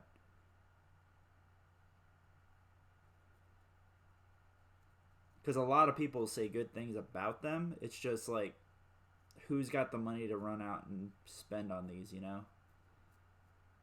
That's where I have a hard time, is like, which, you know, I am not above converting models 100%, but I'm not going to go convert something that I might use for like a few months and then put them on the shelf. So yeah, I don't know, man. Different strokes for different folks. Also, I'm a big fan of demon engines, so I just need my demon engines to be great again. I'm painting heldrakes right now in sadness. Because the sad part is, right, I'm going to finish painting these heldrakes and then they're not going to see the table for a little while. Because I'm waiting for your Grey Knight buddies to tone down a little bit there. As in tone down, as in less people play them.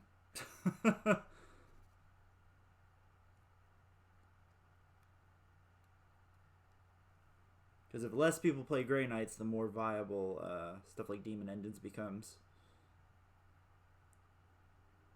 Because I think Demon Engines are more viable now that we got the nerf on Marines. Because, like, the Devastator Doctrine, you know, now only lasts 1 turn. So you might kill a couple Demon Engines that you can see now. But, yeah, we'll see. We'll see. Oh, okay, Crypt Flayers. See? You're full of good ideas there, Bobby.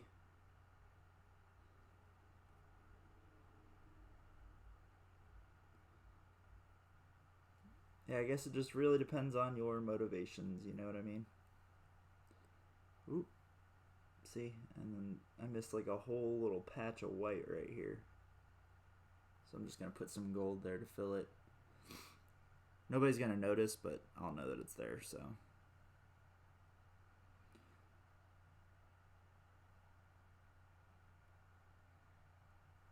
There's that. What time is it? Oh, it's only 8:30? Okay, I got plenty of time. So today I'm going to the shop and filming another battle report, so I need to make sure I pack up at like 10. That way I'm ready to go. Alright, so at this point, I think that I've gotten... Oh, I need to get the middle of the wings, like I said I would do.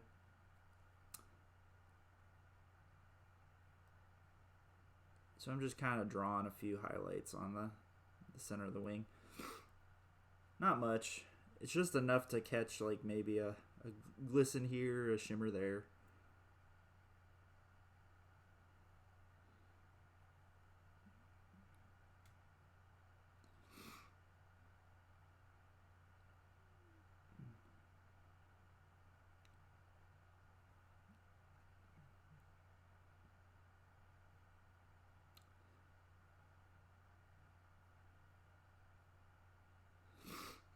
Oh man, my nose is starting to run. It's weird.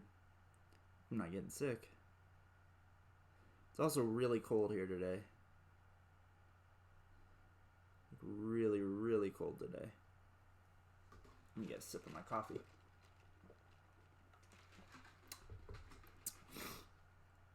I have recently discovered Krispy Kreme iced coffees, and they're really good.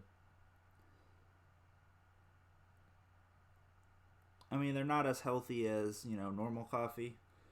I don't like black coffee at all, so. Oh, if you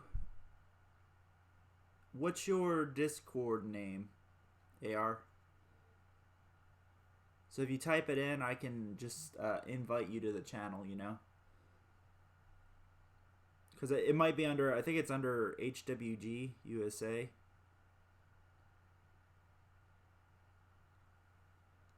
No, it is Heretic Wargaming USA. Huh. Yeah, because we get people who find us all the time. But I can send you a personal invite to the channel. I just need your user ID. I'll send you an invite, man. And then you can come join the Discord. Come join the fun.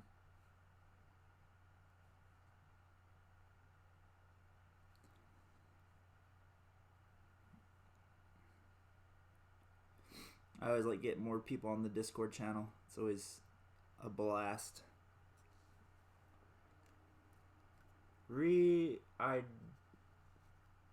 Okay. 1 second. Oh yeah, yeah.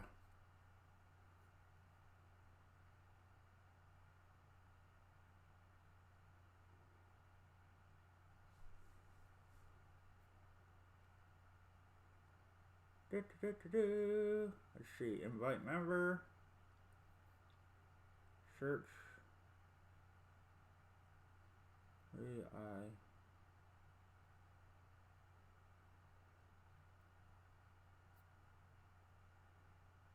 Huh. Let's see.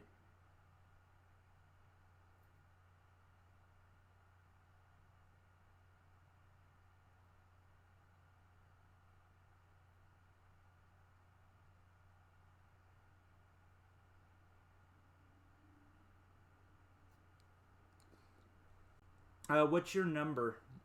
So you should have ID find, and then should be number whatever.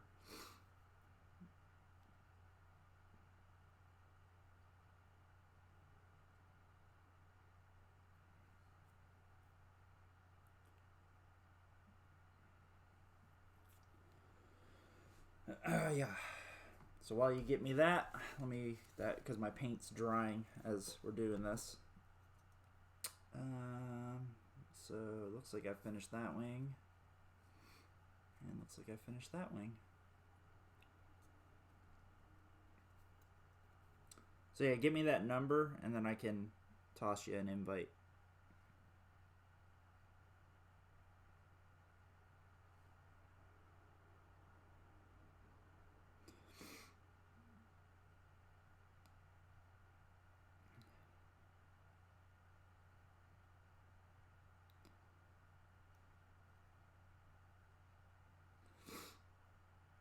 Four 660.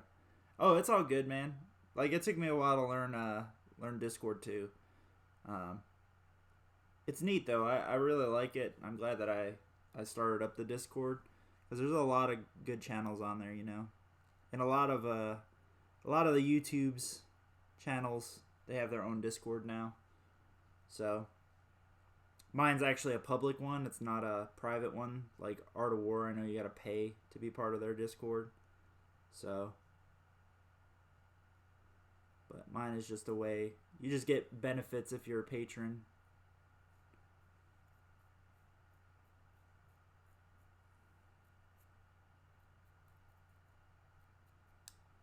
All right. Cool. So I don't know if you guys can tell, but yeah, he's just got a light like sparkle.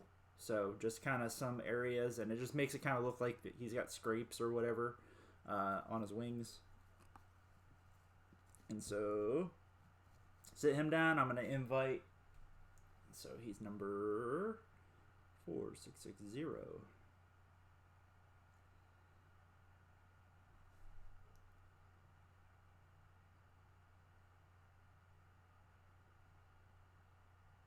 Saying it can't find you.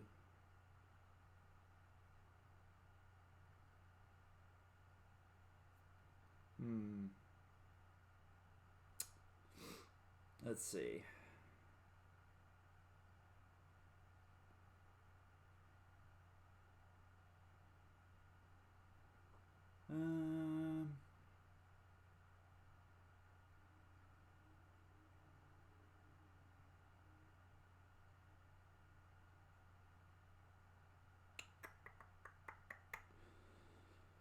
Let's see. I think I know what to do. So on the community tab, AR, for the channel, I'm going to go ahead and post the Discord link. So give me a second. Let's see, community tab.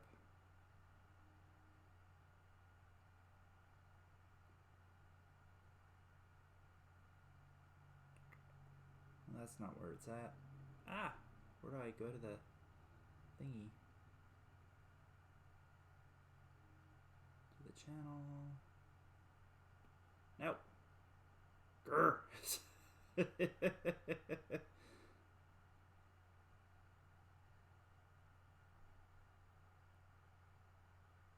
Oh, maybe the capital R. That might be why I wasn't finding you. Because I did it all lowercase.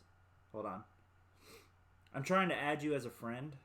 And then I'll just send you a direct link from there. So, let's try this. Re-ID.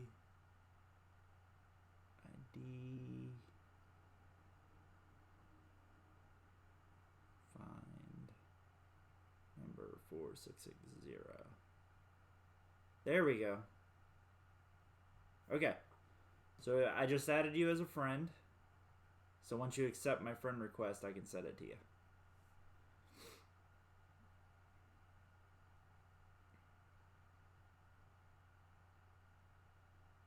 There we go. And boom. There you go. Now you can join us. Sorry about that. All right. So we've highlighted the trim on this Drake. I'm going to go sit him off to the side, and let's go ahead and do the next one. Fantastic. Yay! Welcome to the Discord, man. I feel like we're hacking into like some international super secret agency or something. Like, I'm in. Alright, so for this Drake, I'm going to try a slightly different approach, because I didn't really like how the highlighting ended up on the other guy. So I'm going to do it more like a dry brush. There we go. This has ended up a lot nicer. The other one, it seems like too targeted, you know what I mean? The way that the gold attached to the model. Sorry, let me move this out so you guys can see what I'm doing.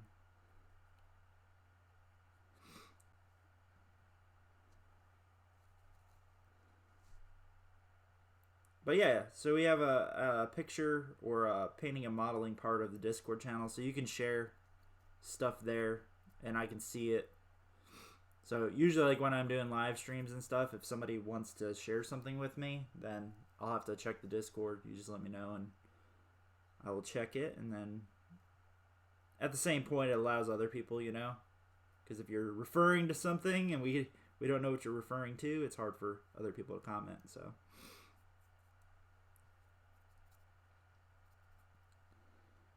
because the chat to me on this end, I don't know about for you guys, it's just a wall of text, which honestly, it makes sense, because in that way people can't share like dirty pictures or something like that, you know, something you don't want to be on a live stream. So I mean, I guess that makes sense. And then with the Discord, you know, I've got control over what can get shared there. So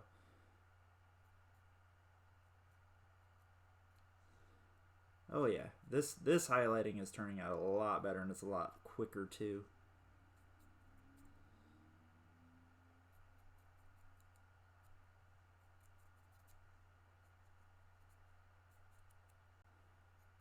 There we go. Yeah, I really like this. All right. There we go. That is turning out beautifully. So like I said, at this point, we're doing Guyana Gold and just kind of edge highlighting and just kind of hitting all the edges of his wings, all these raised areas, basically anywhere that I used Balthasar gold. That's where this is going to go, which is actually quite a bit of the model.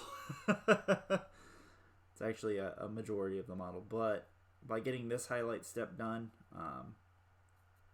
this opens the path to doing all the other highlights, which will be a hell of a lot more fun.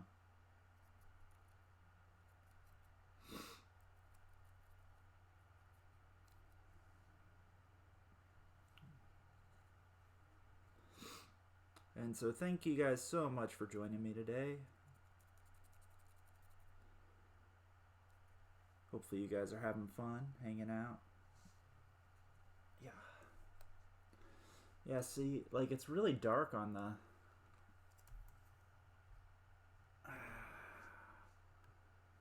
Yeah, it's really, really dark.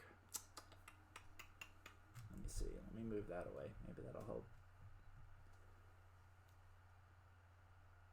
Yeah, see, because it's wanting me to tilt the model more so you guys can see what's going on. Oh, here, I'll do it like that. Wait, you guys can see more what I'm doing. I need to actually, I think I'm going to raise this even more off the table, you know?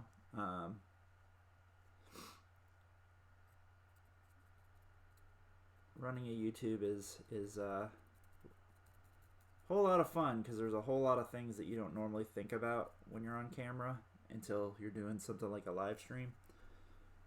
And then you're like, oh yeah, like there's actually a lot of work that goes into this. So it's always a work in progress. It's the way I look at it. I want more of a flat brush for this. So that little brush was good for the little areas, but now I'm getting into the big wide areas.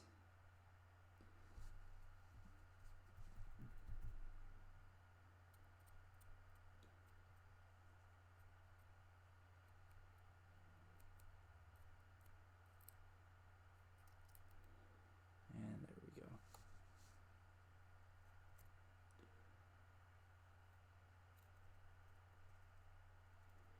Now, I need to use that little brush again. Man. It's because that big one, I need to clean it. So the bristles are really, really stiff right now. So I need to clean it so that way I can, you know, do this stuff a lot better. There we go.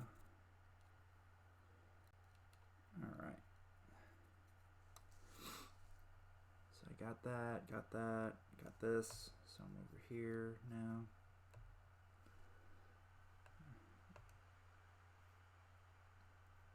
And I know it's harder for y'all to see, you know, because I can tell even just by the camera. It's hard to tell but it's definitely sticking. It's definitely adding a nice highlight to all this metal.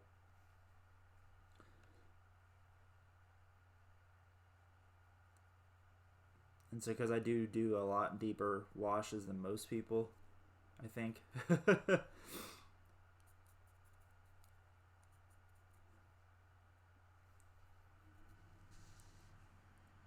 I think I go more for like what pleases me than rather what pleases other people. Plus, you honestly, like, I think everybody gets their own style when you start painting. So like, I've noticed that my models definitely look different from other people's. For good, better or worse, I definitely for better or worse. I mean, obviously, I don't paint poorly, but all right, cool. So I think I got all the top parts. Now I'm gonna flip him over on his belly or on his back. Oh, I gotta get his face. So just doing a bit of highlighting here.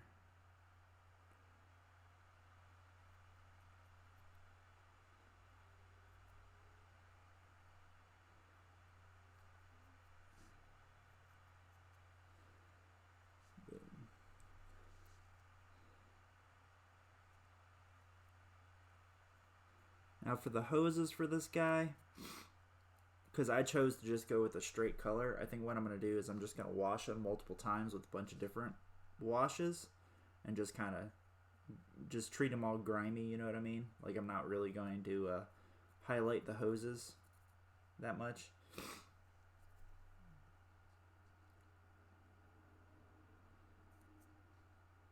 So I think what I'm going to do is just,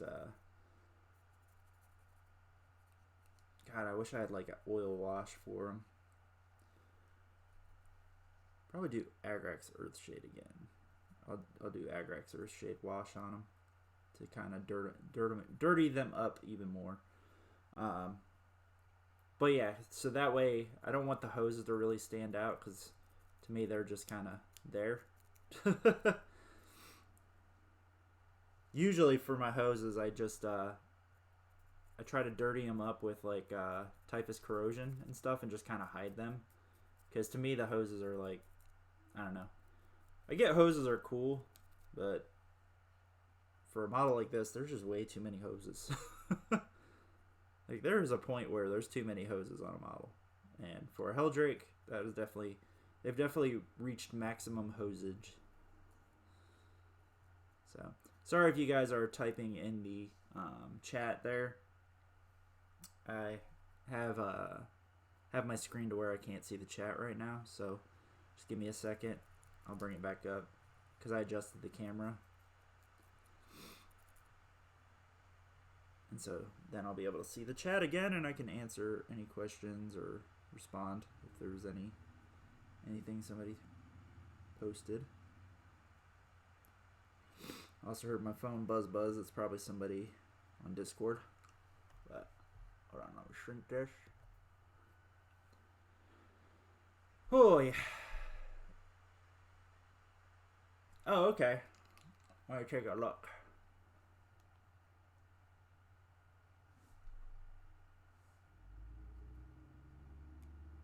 Yeah.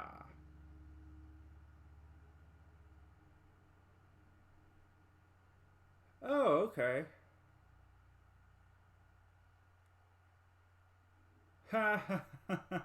Wow, man. That is an old model. I love it though.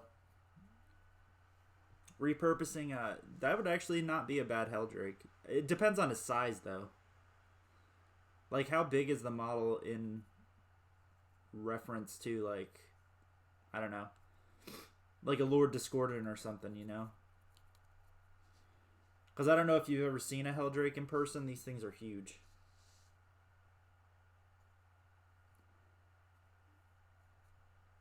Like these are really, really big.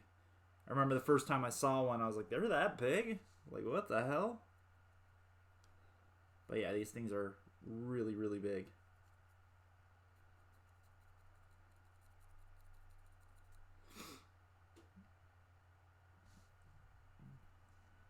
Because I mean that dragon would definitely work.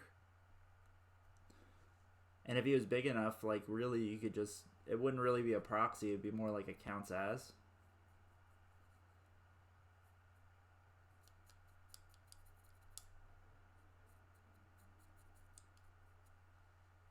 And in which case, you just try to find two more. All right, so that guy, we've done his trim. Boom. So I'm going to go ahead and sit him off to the side too. And grab the third one. Yeah.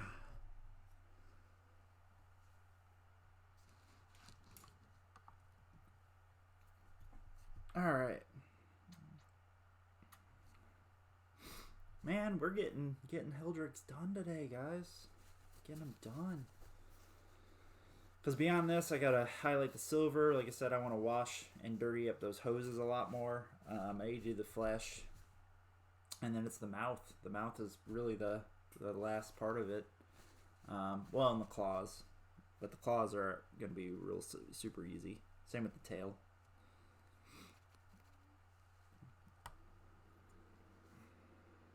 Sorry if you guys can hear that. That's the heater behind me. It's really cold today, so I brought in the floor heater. Also why I'm wearing my hoodie inside. because it is really damn cold today.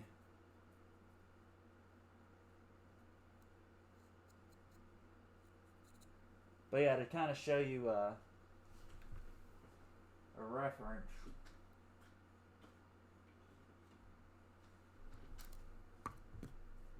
So, I mean, this is a new obliterator, and this is the size of a Heldrake.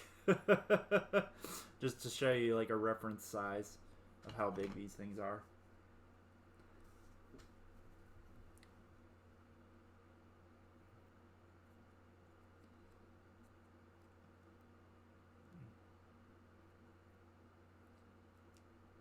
But they're cool models, that's for sure. They're just a pain in the ass to paint. And I am looking forward to being done with these, because that means I get to move on to paint other stuff. But I'm one of those people that if I stop painting something, I won't go back to it. Like I had my obliterators half painted for freaking forever. And then finally I was like, you know what? I should probably paint these for my tournament list. And then I finished painting the one squad here, what was it, last week? A couple weeks ago? Yeah, it was a couple weeks ago. And then ever since then, I've been kind of on a painting kick. I actually, to trim these, I sat in my, I have a chair in my room, because right now I'm living with a roommate while my wife's over in med school. Well, she's in the psychology program at a med school. There you go, for a doctorate. But yeah, I mean, so while she's gone, you know, I got a roommate, so I don't have very much. So, but I do have like a lazy boy chair in my room, and so I just kind of sat there watching TV and would just do the trim for Heldrakes, and I did that for 3 full days. Like, I think I spent 3 hours a day just doing trim. So I'm incredibly excited to be seeing the end of this quest of Heldrakes. And while I love this model, like the way that it looks, it is probably the hardest and most tedious thing I have painted ever. So I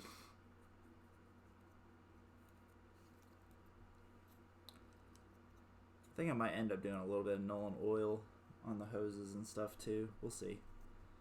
We'll see. We got to get to that point first, right? So let's finish up the top of this guy. Also, because I did get him secondhand, this guy's actually missing one of his little like wrist parts right here. So sorry guys, I'm painting off the damn thing again. Oh, stupid thing. Here, I'm gonna raise this even more. Okay, let's see. Field of view better? Maybe? Maybe? Okay. There we go. Hopefully that's better. I just hate that, like, I'll get painting and, like, I get into it and then it's like you guys can't see anything. And so then it's like, why are y'all watching me if you can't see anything? So trying to get the field of view even better.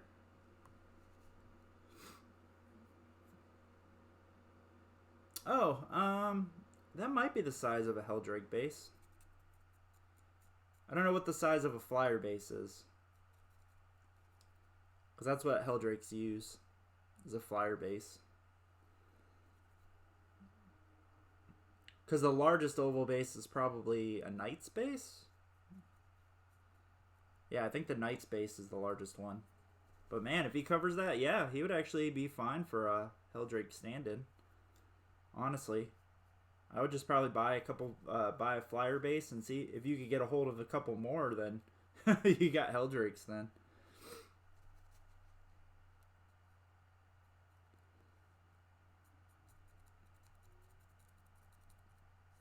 But yeah, I mean, because these are like half the size of a Knight's base, so.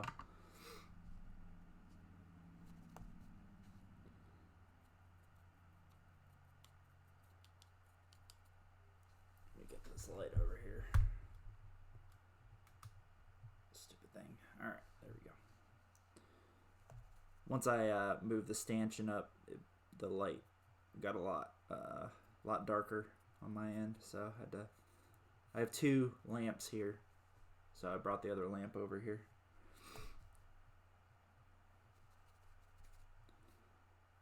And let me know if you guys have any issues seeing anything, because all I know is what I see from my end, so could be different on your end, because you guys actually probably have me full screen or whatever with your headphones in. But, alright, so got the edge highlighting done there. Start down here on this wing a little bit. So like these bottom ones, I'm not going to highlight too terribly good, because you can barely see them anyway. I mean, if somebody wants to shine a flashlight on my models, then go ahead. I've probably lost at that point, but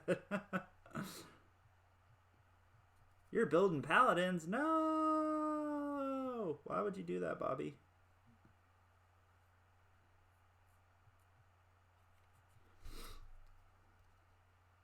So it's really funny. I was talking to a guy at my last tournament with my buddy Xavier, so shout out to him. He played Chaos against me. He was playing that Magnus list at that GT. And he's a lot of fun to play. He's a really nice guy. And he took second, actually, with the Grey Knights at my last tournament. And, we were talking, and he's like, yeah, it's kind of funny, because Grey Knights have been my jam forever. Like, he has a huge Grey Knights army. And he's like, yeah, it's kind of funny because everything's sold out and everybody's like, clamoring to buy all this stuff. And he's like, you know what? I've got 4 boxes of unopened paladins and like 7 boxes of strike squads sitting on my desk at home that I've had for years. Because he's got like the old 2nd edition models for some of his guys. So he's like, I've been meaning to upgrade some of this stuff. I just haven't gotten around to it. And I was like, dude, I would throw those up on eBay and make all the money and then wait until everybody like runs away from Grey Knights again and then just buy up. Because I was like, you could make a killing off those right now. Because everybody wants them. But he's like, nah, man, I'm gonna put them together. It's like, okay. I mean, me personally, I would just take advantage of the situation.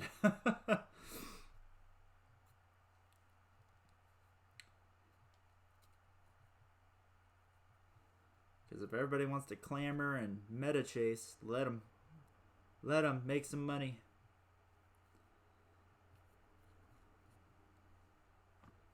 I mean, GW makes money.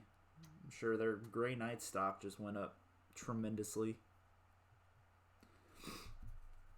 But anyways, enough of that.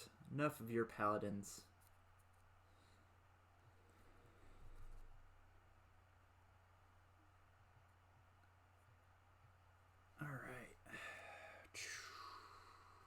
Almost there with the trim.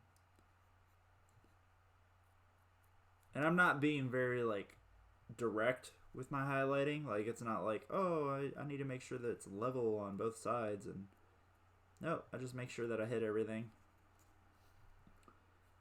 That's it. That's all I do.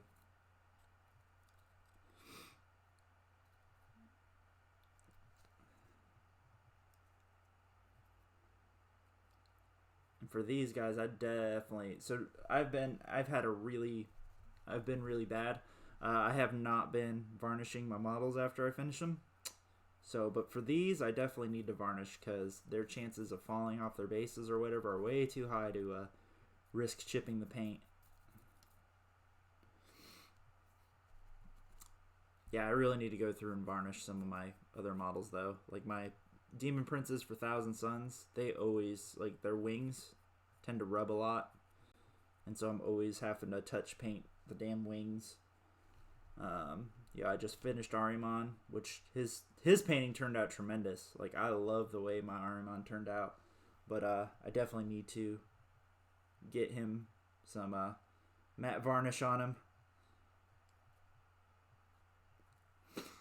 What would really help my models from not chipping or the paint rubbing off is, you know, if I had a proper way to carry them to a tournament. But I looked into buying one of those trays, like one of the really nice trays. They're really expensive. I was like, I can't really justify that. So, all right.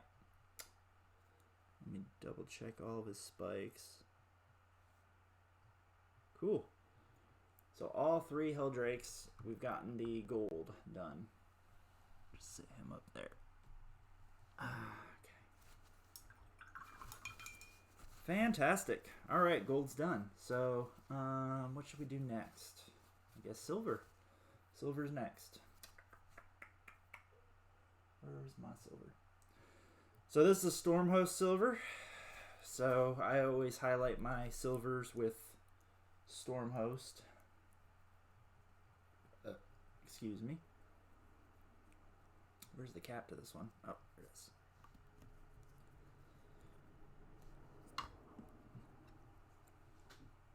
Now I really need to do the bases for these too, but the bases for these will be pretty easy, in my opinion. It's probably going to be the easiest part of this entire thing. But luckily they don't have too much silvery stuff. This needs to be mixed up better.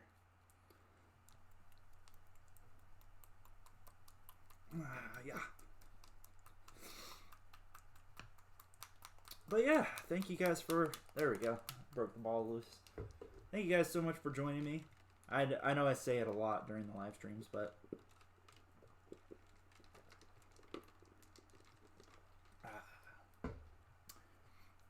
Quenching my thirst. Quenching my thirst.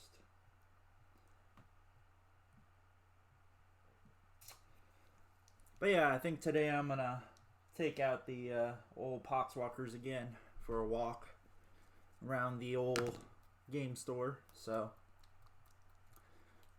like I said, my goal is to film another battle report today. If I can film one more battle report, I'll be happy. Because that'll give me enough videos, at least for the next month. Because I've got another trip that I got to go on in March. End of March, I'm going back to Texas for a few days. So, only going to be there for a few days, though. So, not very long at all. Probably see my buddy John. Not going to play 40K, though. I'm going to be like, no, I'm sorry, John. I play enough 40K. So, I'll be stepping away from the game for like a week that week. But it's always good to get some break time, you know, in. Even if it's work-related break. I don't think I mixed it up good enough still.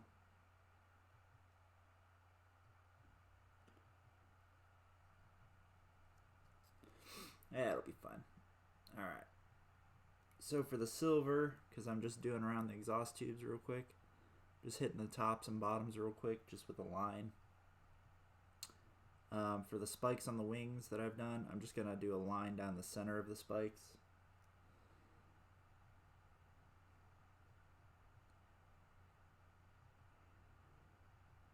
Yeah, that's perfect. That's literally all I'm doing. It's just a line down the center. All that's going to do is just brighten up those spikes a little bit. And then I'm going to actually dry brush this on the claws and stuff like that. Now, I'm not going to hit the bottoms of the wings for these spikes because, right, the light's always going to be shining from the top. So I'm not really worried about that.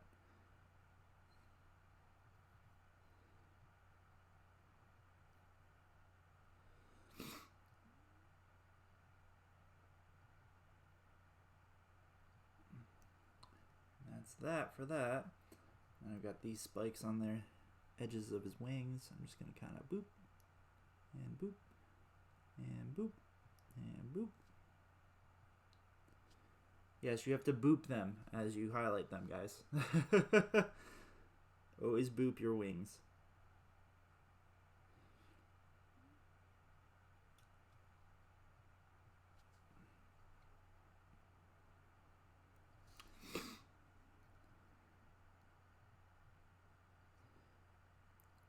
really feel like I want to take these out for a stroll after I get them finished, though.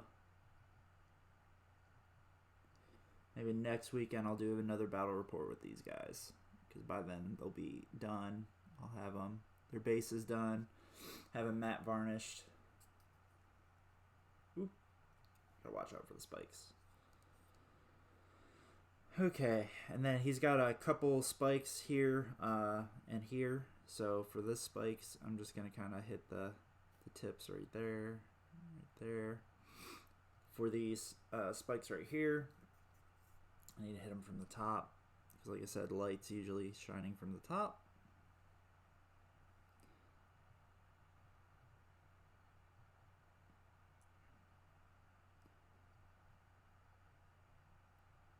Alright, so there's all those spikes. Next, I'm going to go ahead and kind of do like a dry brush. I did not mix this well enough. So the way I can tell that I didn't mix it well enough is it's separating way too easily. Let's see. It's still sticking to the brush though, so that's good. So I'm just kind of coming in with this Stormhope Silver a little bit from the top. I'm just kind of hitting the tops of these claws here a bit. From the bottom, I'm just going to hit them a tiny bit too. Just to brighten them up some. He's also got some mechanical stuff under his wings here, so I'm just going to kind of lightly hit it. Almost like sponging it on there, you know, just to hit some of the raised areas. And then some back here on the tips of the claws.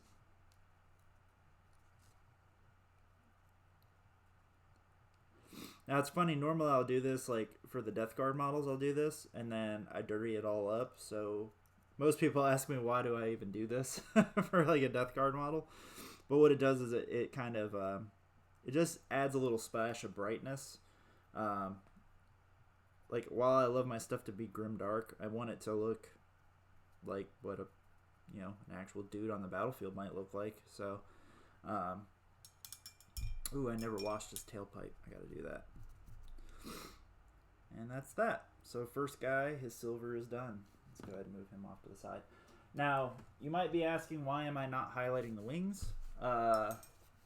Because really, I don't know what I would highlight my shiny, because I don't know if you guys can tell, but it's actually metallic red. So I don't really know what I would highlight metallic red with, to be honest. It's like a subdued metallic now after I've washed it, but it's still metallic.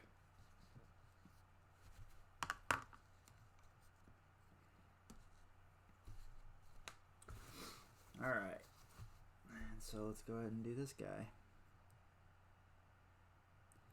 So hitting the spikes, hitting the spikes, hitting the spikes, hitting the spikes, hitting the spikes. So many spikes. Spike, spike, spike. Yeah. And spikes.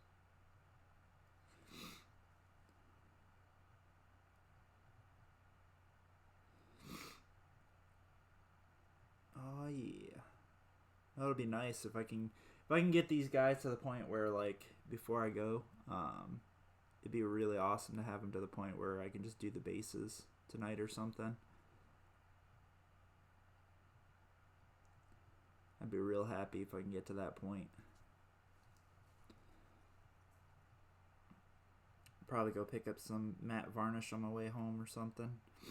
Because I don't think I have enough for 3 heldrakes. I probably have enough for maybe 1. Actually, maybe Mr. Dan sells some at the hobby store.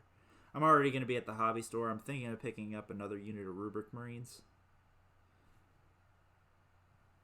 Because I really, really want to test out the Rubric Bomb. But I need 10 more Marines to actually do it. And I think I'm gonna swap out the weapon options too on a couple of my rubrics. I think they have warp flamers, which I don't want warp flamers. I actually want warp bolters on everybody. But I did that for Kill Team, which Kill Team, while it was fun initially, it definitely wore off because the guys who play Kill Team here aren't my type of people. So I've kind of stepped away from the whole kill team thing, and while I would love to re-adventure into it, I'd need commitment from people that I would enjoy playing. So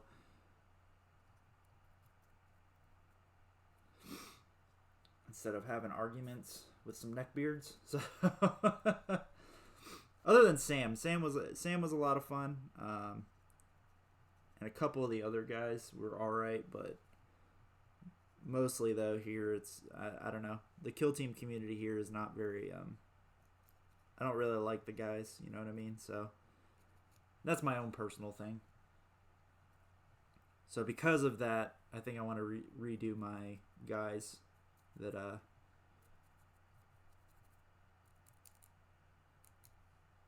that were made for kill team. Probably keep the Soul Reaper cannon on the squad though. I mean, I don't mind spending a few points for a Soul Reaper cannon.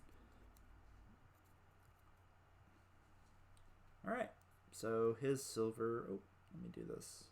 These pipes here are done. Boop. So there's number 2. And number 3.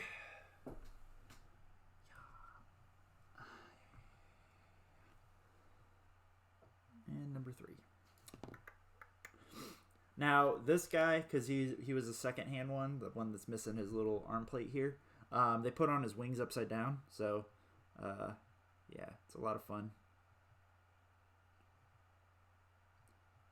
Neat thing is, though, it'll make him look different, even if it's a little funky.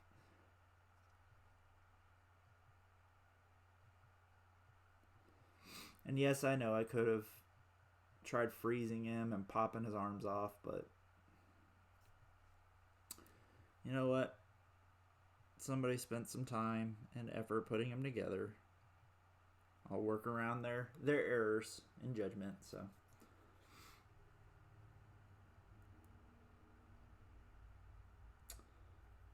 Well, I think the morning has worn on to the point where a lot of people have abandoned me.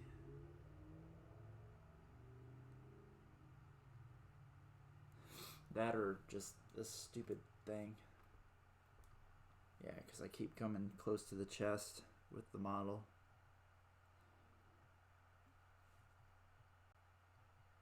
So people can't really see what I'm doing.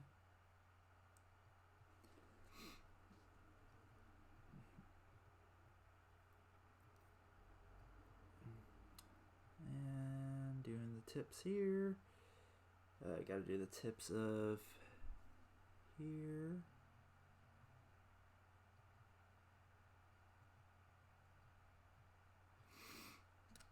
There's those tips here. And tips here.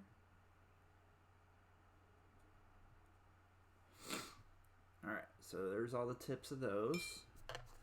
And let's see if I can make use of the rest of this silver to finish my highlights without getting more silver out.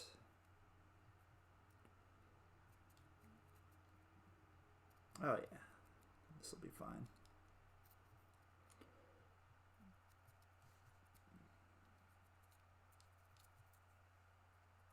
Let's see, where are we at? Ooh, almost out of silver. Oh no. I really don't want to pour more silver. I want to try to use up what I got here.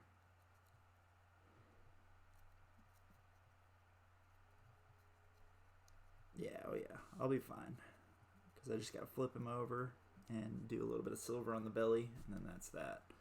Yeah, I got plenty of silver for this. Sweet!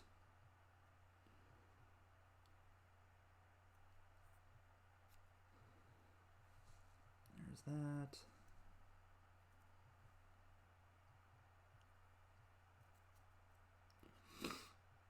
There's that. Voila! All the silver is done. So next that brings us to bronze. The bronze parts, which there's very, very little on these guys. So for the bronze parts, I'm going to actually use copper. So, gotta get the ball to break loose in this guy.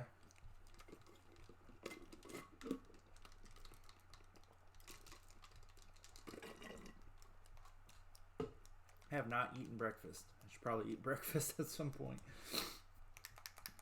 But I'm so excited right now.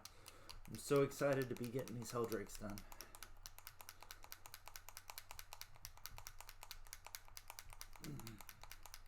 Now I need to start getting prepared for the flesh color,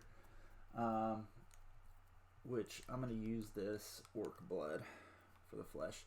So I'm just going to put it upside down. So what that's going to do is it's going to drag all the paint, the pigment down to the cap. That way when I shake it up, it's a lot easier to get it mixed up. But I use orc blood to highlight like demon flesh and stuff like that. And then for the teeth parts, I need tyrant skull. And the mouths are going to be different colors. Wings are done. Sorry, I'm thinking. This is for the bronze parts. I'm going to wash the hoses again to really grime them up. Yeah. So I think I'll highlight the bronze. I'll go ahead and highlight the bronze. I'm going to go ahead and highlight the demon skin, and then I'm going to go ahead and wash all the hoses again. This time in Agrax Earthshade, I think. I want to do Agrax. Yeah, we'll do Agrax Earthshade on the tubes. That way it dirties them up a lot more. And then I'll highlight the bone later today. So I'll probably end up coming back for another live stream tonight to finish up the heldrakes. So, and probably to help out on that, I should probably, so let me go ahead and do the bronze real fast. And the, so for the bronze, I'm going to actually do like an edge highlight just on the bronze plates here. Spike.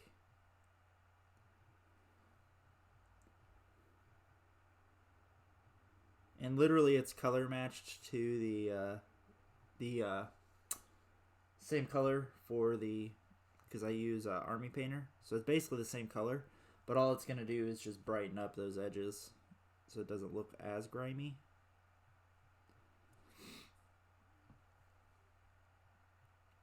And all he does is the bronze parts of the chest plates here, right underneath the neck here.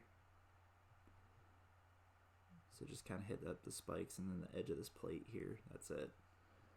And then the tips of the claws here.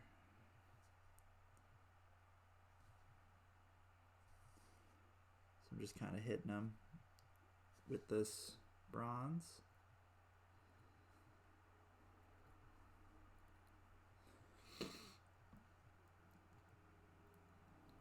Yeah, there's that. There's that.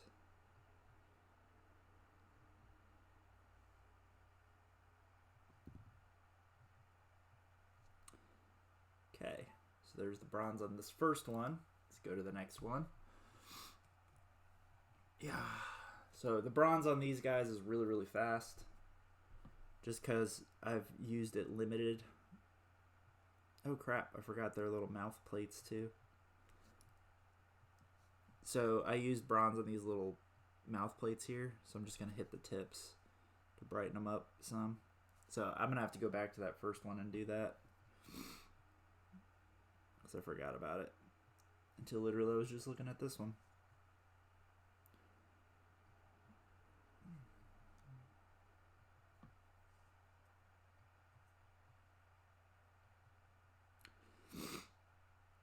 Oh yeah. So excited to be almost done with these. Now the mouth and the little chest, what is it, like where the blue is here on the chest, that part's going to be a little bit more involved, but I'm going to tackle that later today. So like I said, I'll probably end up coming back later today after my battle report filming, and because you gotta go when you have momentum, you know. Like right now, I've got momentum to actually get these done, so I'm hoping that I can come back and, you know, finish them up tonight.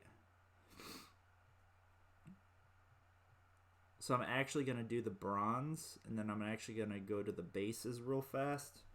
I'm gonna toss down the. I'm gonna do the bases. How long do I have? Half an hour? Yeah, I can get the bases. Well, I've got a little more than a half an hour. I guess more like an hour.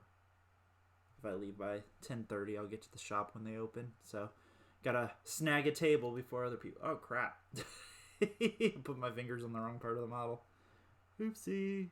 Okay, there we go. That was dumb. But I'm going to go through and hit up the bases real fast. So I'm going to do a real quick. Getting the base coat on the bases.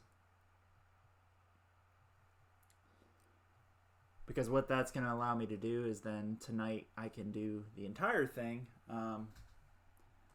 Because the base drying takes a little while for the base paints. So, and I actually should probably go ahead and do the second wash on all the tubes and stuff. That way that can dry too. So I'm going to do stuff. So for you guys just joining me, we're going to kind of kick it into overdrive a bit. So I'm just kind of quickly hitting up some stuff. So like I said, I'm going to go to the game shop and film another battle report today. That way, I'm trying to get ahead on my filming. Because that'll allow me, my next tournament's at the end of March. And then I've also got my team tournament that I'm running here in 2 weeks. So I'm going to be filming there. I'm going to be filming the top table there for the team tournament. So that should be a lot of fun. Get some team games on the channel, you know. And yeah, it should be pretty cool.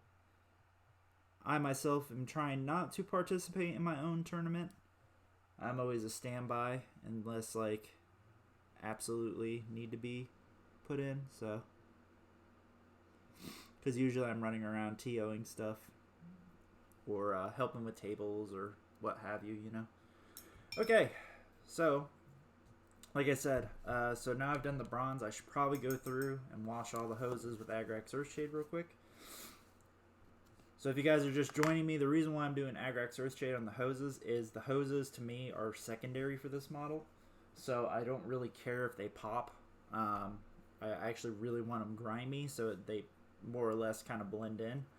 And so I've already done them with Null and Oil, and now I'm going to do Agrax to just kind of darken them up even more. And give them a little bit more like shading and tone. Let's see. Let's use this brush. So usually you want to use a flat brush for shading, but I like rounded brushes for shading, to be honest. And so I'm very, very, very deeply coming through with the Agrax. And it's going to really grime up these hoses even more.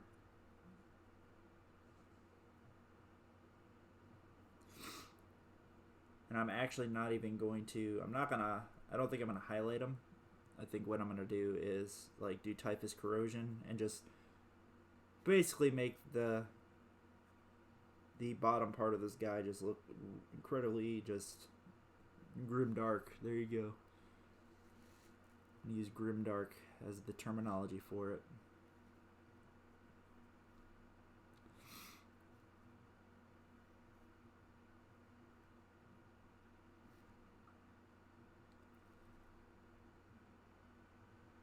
And so it's just to really darken up these hoses and just kind of make them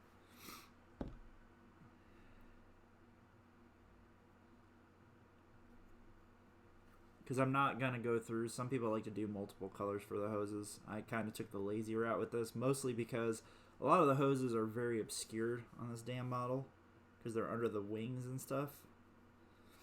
And so because I was going to try to just do them all the same, I don't want to spend a lot of time, making them all different colors and yada, yada, yada. So, alright, I think I got all the hoses on the bottom here. So let's go ahead and flip them over. Let's get the hoses from the top.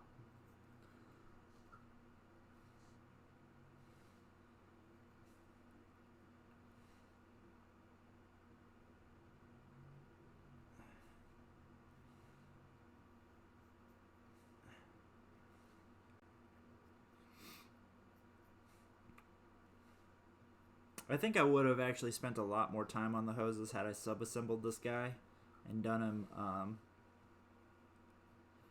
like, going back in time, so, like, hindsight, right, 2020 all the time, I would have probably dismantled the ones that I bought secondhand to make it easier to paint, because it's definitely a hell of a lot easier to paint these sub-assembled.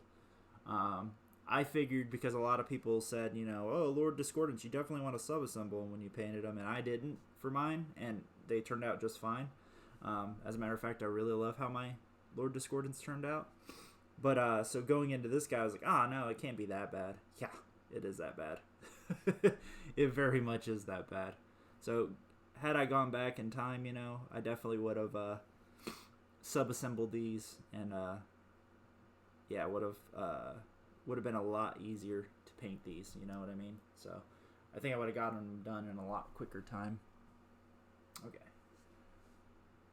So because right now I'm done with the heldrakes, I'm going to sit them off to my right on the shelf. That way they can dry. And like I said, after we're done this wash, we're going to go through and we're going to do the bases. So we're going to just get the rough colors on the base. That way I can get packed up to go play some games. Or some battle reports for you guys. So, that'll be a lot of fun. I don't know what I'm going to take today. I'll probably just take my tournament list. And, hopefully there's no baby seals there to club. Because that's not a good way to learn the list, A good way to learn the list is play a good opponent and get my ass kicked. Despite the fact that I don't like losing. If that has not been readily apparent for you guys who've been around long enough. I don't like to lose, but I do. So. And as a matter of fact, I probably would have taken a long hiatus from 40k during this Marine meta if it weren't for the YouTube channel. And all my fans out there and you guys kind of pressing me to keep going and keep trying, So, you guys are basically my friends. Sadly, there's nobody from work to play with. I have some friends here. I've made friends with some Marines, but friend is definitely a tentative term, I guess. Depends on the person.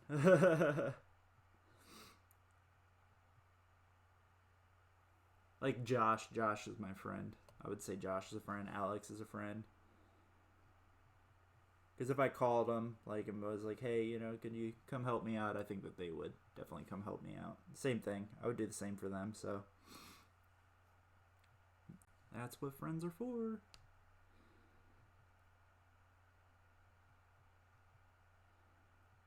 Alright. Almost done with the hoses on this guy. Whoop, whoop, whoop, whoop. Got him on that leg. Okay. Flip him over. Gonna go ahead and do the belly hoses.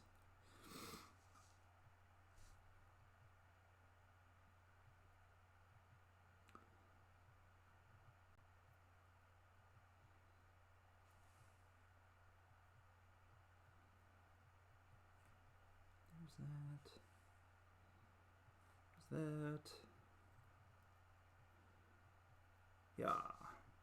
And then here's all this. This is where I really want to get it. All grimdark. Yeah. Which, when it dries up, it should dry really into the recesses and be good, but This is how I used to do the metals. I used to do multiple washes on the metals, but I realized that the Nolan oil always overtook the Agrax Earthshade, so I was just kind of wasting time. It's kind of a waste of time to do multiple metal washes. But on something like yellow, multiple washes is definitely a way to dirty it up, which is kind of what I'm trying to do here. So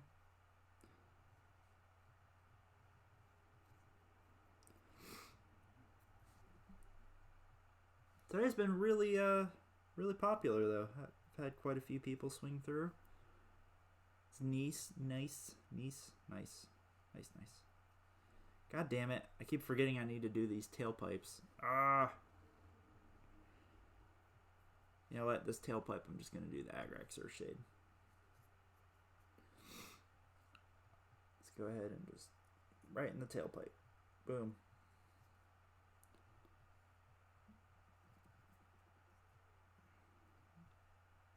And that way when I flip the model over, all that Agrax Earthshade will drip to the bottom. Because I'm not going to highlight the tailpipe or anything, you know what I mean?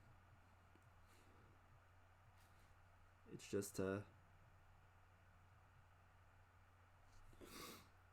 Alright. And so let's go ahead and flip them over. What's up, David?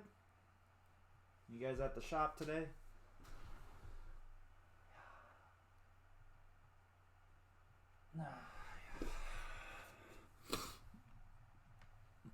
And to the last heldrake.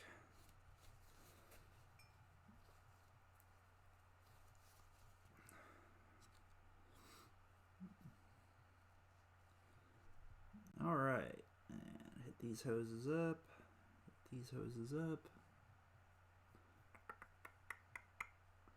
Do-do-do.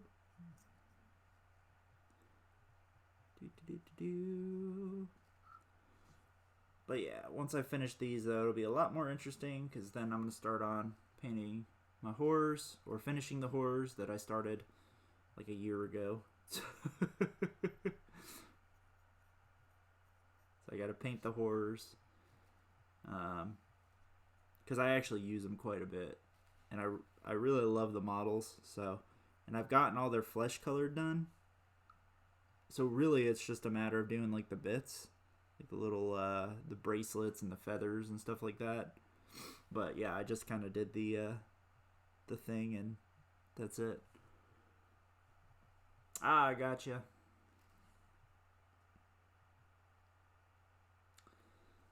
Gotcha.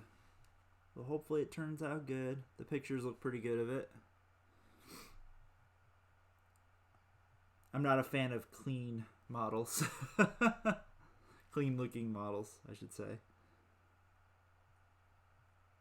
I like eye-catching models, but clean looking, I don't know. It's really hard for me.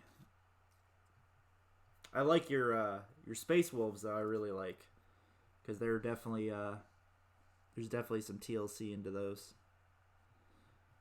And they're clean looking, but they're not clean looking, if that makes sense. I mean, they look like Space Wolves, so. Hence why Space Wolves and Blood Angels are my two favorite chapters of Space Marines. Now, some might argue that, you know, Blood Angels are very clean looking, depending on what it is. You know, Sanguinary Guard, for example. They tend to be very, very pristine looking, I should say. But you could really get into the whole blood and guts thing with Blood Angels and make them look pretty cool.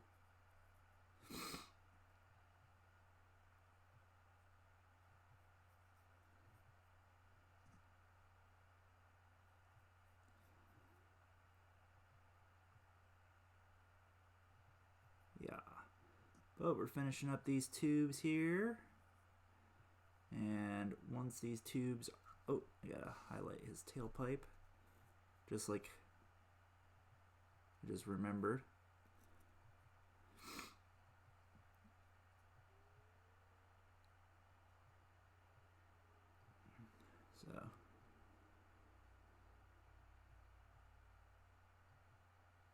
So... No, I mean, they're very clean looking, so ain't my style, but hey. if that's what your client wants, that's what your client wants. So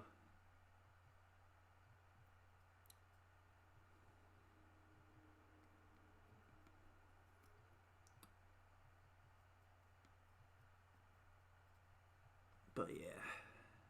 So sorry if I'm talking a little less. I've got about 45 minutes till I gotta get out the door. So trying to get to the point where I can do the bases real fast. At least get the base coating done on the bases. I'm not gonna get the bases done, but the base coat on the bases.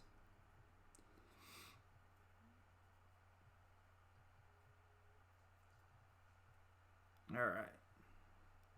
And I think that's all the washes for the hoses. Yep. So I'm going to flip him over, and he's going to go over with his brothers. Right there. And we'll let them dry. Let's bust out the bases. Boom. Bases.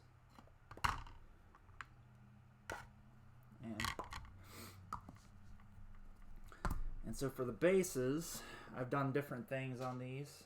So it just kind of depends on which one. I'll go ahead and start out with lead belcher. So I'm one of those people that I try to do the bases as quick as I can. I spend a lot of time on building the base, but then when it comes to painting it, like, you don't need to do a lot to a base to make it kind of impressive. So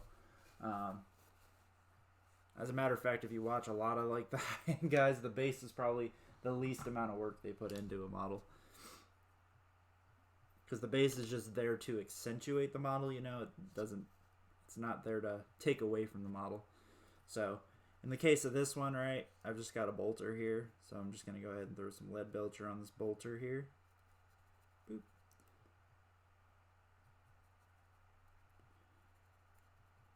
Just a quick coat on the bolter.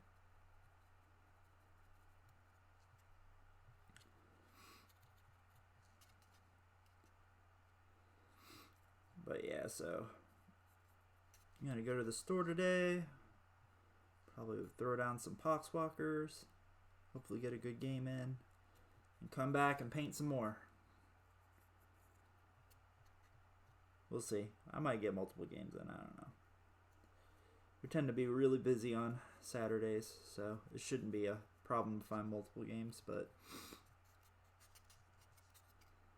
it's just whether or not there's...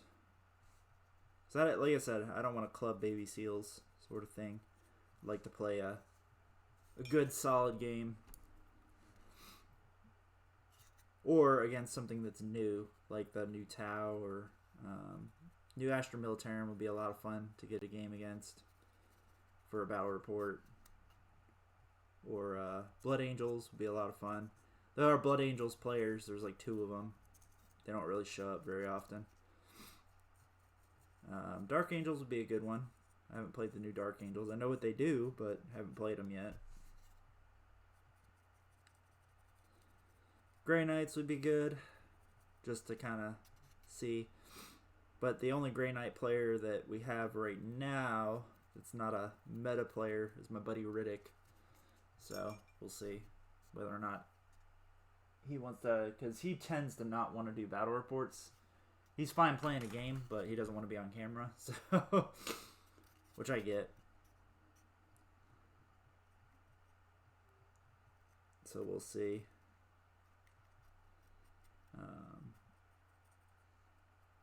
And yeah, we will see. We only have a couple orc players in the area. One of them I refuse to play, so that's why I'll never get a battle report with him unless for some reason I get paired up with him at a tournament. But yeah, he's known to be a cheater, that's why. And a lot of people have a lot of issues with him. So I don't want to try to... I did try to do a battle report with him when I started doing written battle reports. That's how I found out how bad of a cheater he was, because he was trying, like, it was like my second game. of 8th edition, and I did written battle reports when I came back to the game.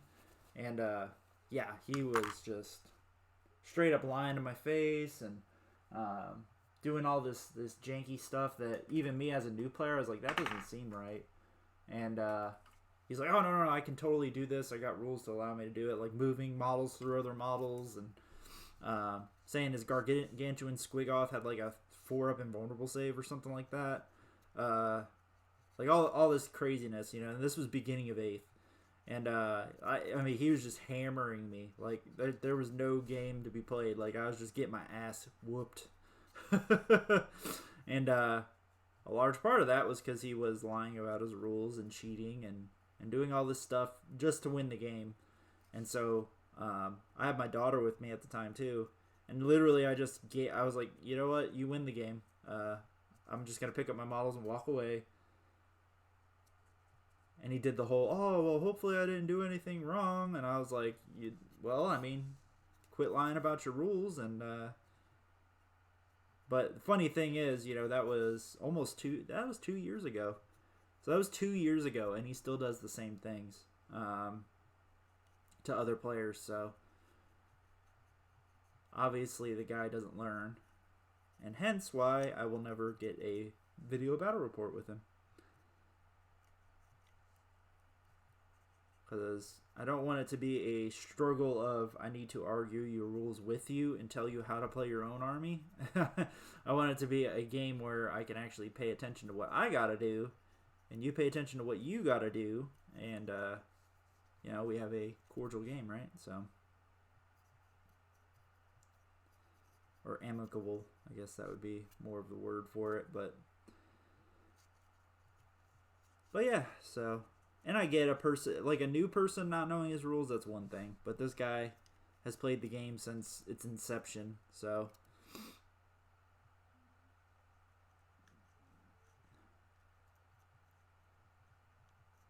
Yeah.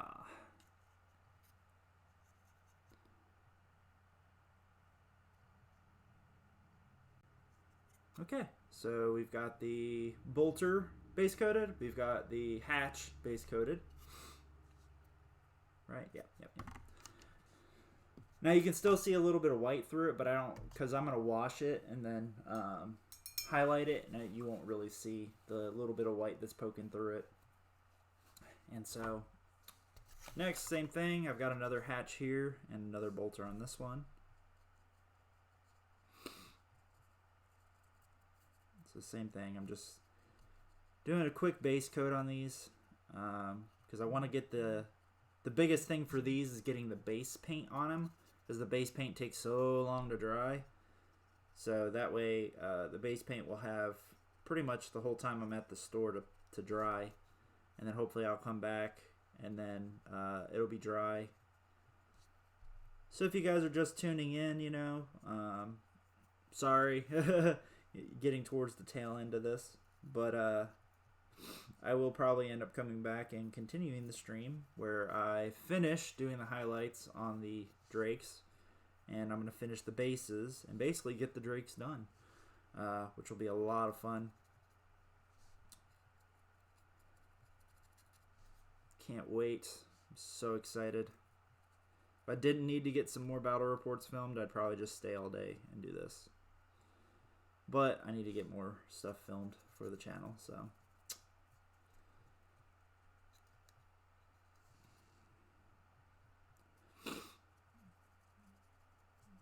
And the other reason is tomorrow I'm going to end up probably spending most of the day editing videos, because I've got that battle report from my last tournament to edit. I've got a battle report against Astra Militarum to edit.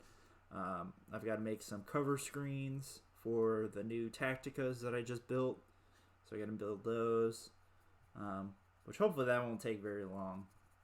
Usually making cover sheets and stuff like that isn't a huge deal.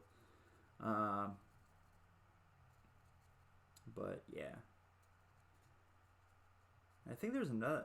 Is that all the videos? I might have one more video I gotta film or edit, but that's why I'm doing another battle report. That way I can just edit all three and then get them processed tomorrow, get them posted, get everything set up for release, and then I will be good through March. So through basically my next tournament and my next, because April is when we get March of the Machines or whatever it is, or Engine War, that's the name of the book. And so that's when I'll be, really hitting the Tacticas hard, because then I've got a Chaos Knights one to do. I've got obviously a new Demons one to do at that point. So it's going to be all in at that point. All right. So we've got those painted. All right. Heard a buzz on my phone. Let me check. It wasn't Discord. It was Reddit, which, whatevs. Okay, so I need a dark orange. That's rust. That's bright orange. Do I have a dark orange? That's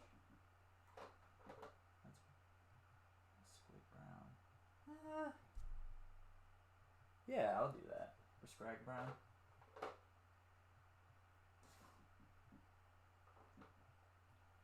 Scrag brown or Jacaro? Scrag brown. Okay. So scrag brown I'm using for these bricks right here. Because while most people would do their bricks like, basically like they fell off a concrete building, my rocks, I actually do that method. So I obviously want them to stand out a little different. So for all my rocks and stuff, so I start out with a super dark gray, which it's really, really watery. Actually, maybe I can... I do have an Armory Painter color. Dark Stone. Yeah! So I'm going to actually mix the Dark Stone with some of this, basically to water it down some. I forget what color this is for GW, but this is how I've done all my rocks before. But now I've got the Army Painter paints, so go ahead and start using these up, or start learning how to use these. That obliterator back. Yeah.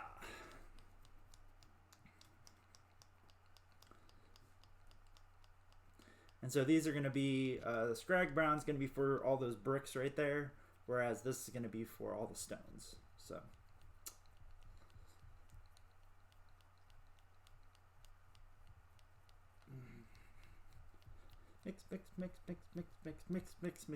Mix. Gotta mix up your paints before you use them, right? Alright, so let's do a bit of this dark stone. And like I said, I'm gonna mix it a little bit with this GW color. I forget what color it is.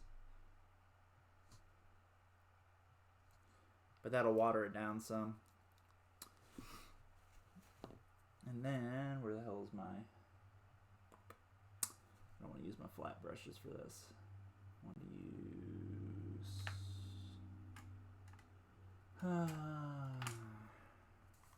yeah, I guess I'll use this flat brush.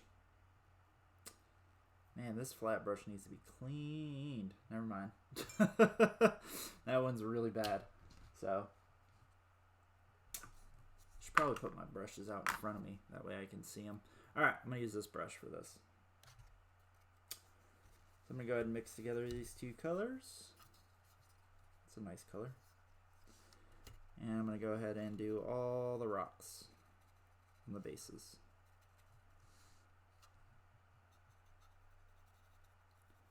And so my rocks I tend to have to do multiple times, especially because the GW color I watered down way too much when I put it in the dropper bottle.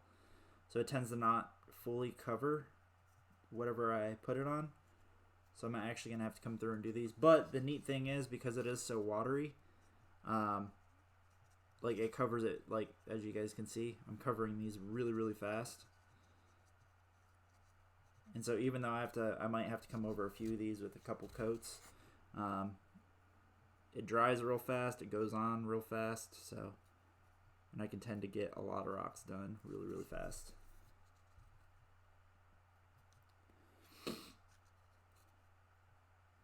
And so for you guys just joining me, we're kind of getting to the tail end of this. This stream, I'm actually going to the store to go play some games, but I will be coming back later tonight where I'm going to finish highlighting the heldrakes. I am going to finish these bases. So right now I'm just trying to get the bases started. That way they can dry while I'm at the store. And then that'll allow me to come back and just kind of finish them, you know.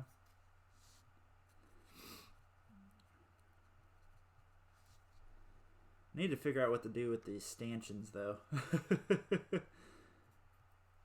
Because I did not think about that when I went ahead and primed them.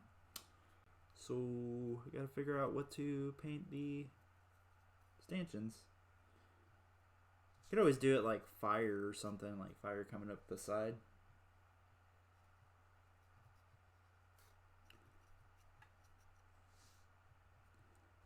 But I gotta figure that out. That's something I gotta figure out. Yeah, check in with Clark. So, probably for the best.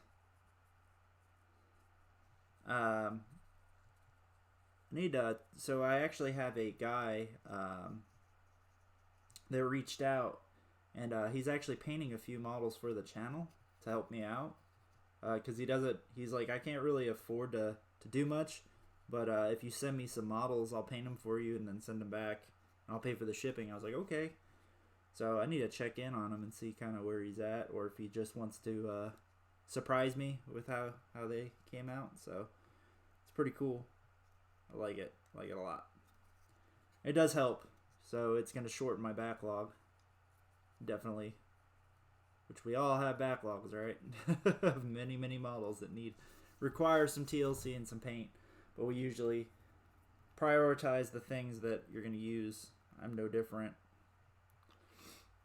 But I am prioritizing these heldrakes even though I'm not going to use them, because I think if I can finish painting these heldrakes, I can really paint anything. Like there's nothing that is worse than painting a heldrake. Like even my knight that I finished painting, like he was way easier to paint, because there's not nearly as many little hidden nooks and crannies, and at the same point, like a knight has a lot of flat surface area, so it was like, you know, slap on your coats and stuff like that. The washes tend to do really well in the crevices. So, but yeah, these heldrakes have been a lot of work. All right, so we've got a base coat on all the rocks for this guy here. Just making sure I got all the. Because on the bottom parts of the rocks, it's going to get covered up by the base paint, but at least then. Alright, so let's move this guy here.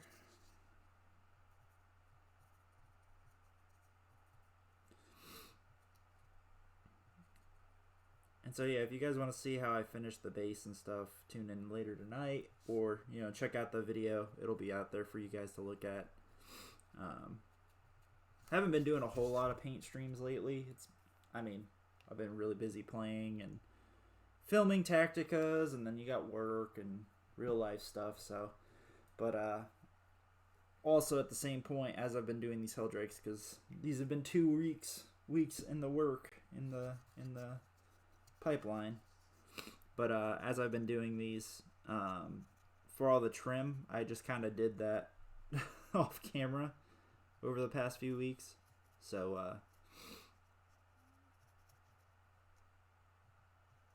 and all the base coating, and yeah, so these heldrakes, all in all, probably when I'm done with them, I'll probably have close to, I'd say probably 8 or 9 hours per one painted. So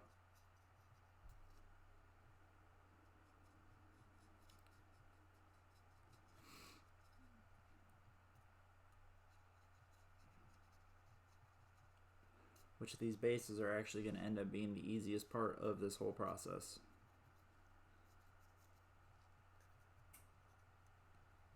Yeah, there's all that.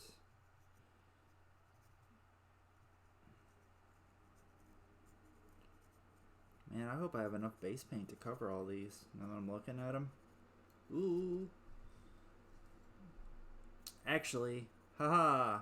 Vallejo comes to the rescue. I do have enough. I'm going to do these with the Vallejo base paint that I have.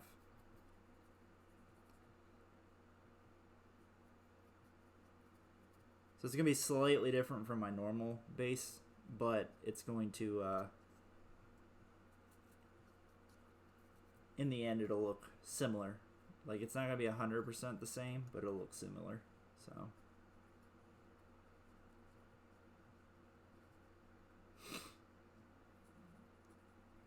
Also, I have a big ass bucket of Vallejo that I gotta use, so this will be a perfect time for it. So I'll just save the Sterling Battlemire for other stuff, because I definitely don't have enough Sterling Battlemire to cover this amount of surface area. This would take like a whole bottle by itself for all three of these bases, probably.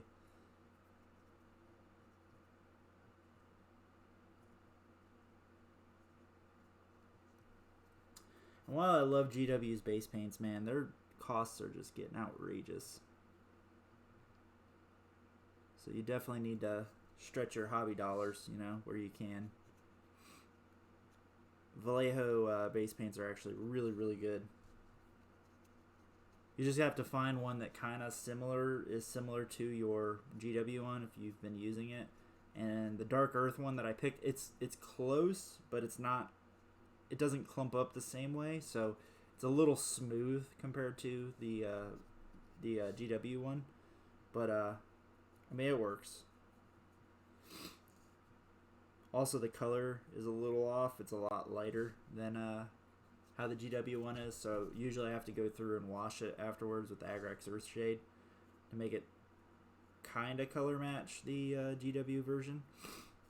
But it's what I used on my display board, so that's kind of how I know all this. Which, even though it's funny, GW, I didn't even know this. They sell basing kits for like a display board. I saw them at my local hobby shop, and it's like $40. And they give you a giant bottle of like whatever the base paint is. So, hey, welcome back, Bobby.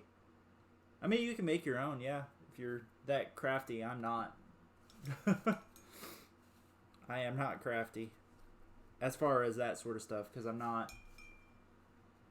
I'm sure I could figure it out if I put a lot of brain power to it. Instead, I'm just like, fuck it, buy Vallejo paint, be done with it. Also, Vallejo is really cheap too. It's like $13. I'll show you guys the paint I'm gonna use. So, yeah, there you go. Oh yeah, because they sell like the big bottles of what is it? Oh, it's not Vallejo. It's another company. But they sell like the basically like crackle paint or whatever, and then you can mix whatever color into it that you want. I've seen those. It's just I can't. I saw the Vallejo one. It was already pre-colored, and I was like, "Oh yeah, this is good." And it was about as much as the acrylic medium alone, because acrylic medium's actually. I don't know if you've got like a cheap brand that you go to, but I was at Hobby Lobby looking at them, and then I looked at them online. I was like, God damn, these are kind of expensive. That's why I went with the Vallejo one.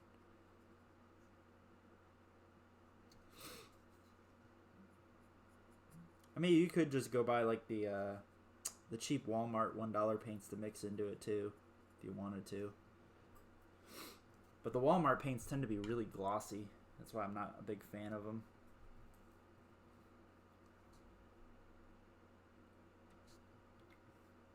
Alright, we're getting there. So we're on the last base. There you go, Liquitex. That's the one I always see.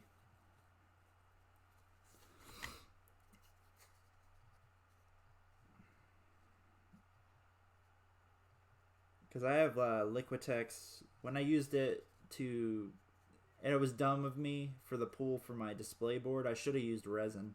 But I used a Liquitex gel medium for the pool because I had it on hand, and I was like, oh yeah, this saves me money. It was a dumb idea, though, because it didn't turn out nearly as nice as resin would have.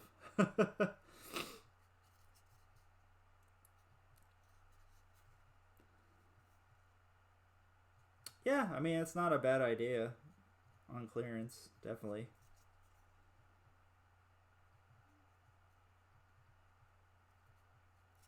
So I mean, that's definitely a way to make your hobby dollar stretch. But like I say though, I can vouch for the Vallejo stuff because I have a huge jar of it, and it was like $11 for the whole thing, and it's already pre-mixed and everything, and it goes on really thick. It's actually very, very nice. But yeah, I mean, you can make your own definitely. I'm actually gonna probably, once I'm done with the Sterling Battlemire that I do have, I'm done buying it. I'm just gonna probably buy more of the Vallejo stuff, and then that's that. Crackle medium's horrible to mix.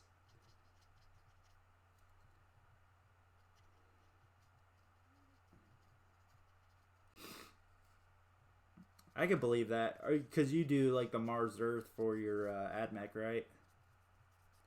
Yeah, I could definitely see that being a pain. But hell, man, I'd much rather go through a little bit of work than spending the $8 for a little pot of it from freaking GW. I'm sorry, I love GW stuff, but some of their prices are just, like I said, are just astronomical for what they give you. You know, which I get it. They kind of cater to the newbies, which I was definitely a newbie when I started, or I was newer. I wasn't like super new. But I was definitely newer and wasn't as keen on painting. Um, and as I've kind of evolved and gotten better, um, venturing out, now I'm using Army Painter paints as opposed to GW paints to save a few bucks, and I'm noticing there's really no difference other than the fact that Army Painter sometimes dries on glossy, which I don't like. I don't like glossy paint at all.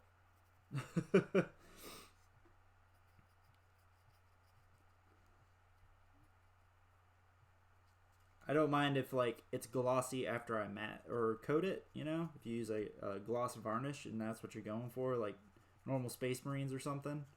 But yeah, in my situation, I don't want glossy. I want matte.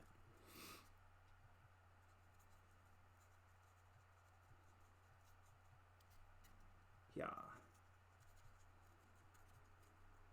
man. Oh man. So painting these rocks are a hell of a lot harder than my than my other ones, the cork rocks.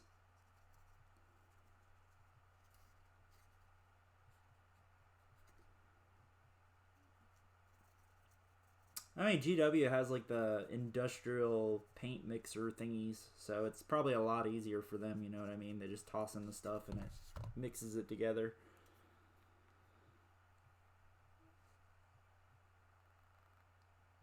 Yeah,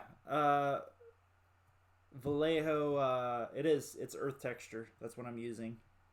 So I'll post out the pot here in a minute. I got to finish painting the rocks on this one, and then go through, double check all the other rocks.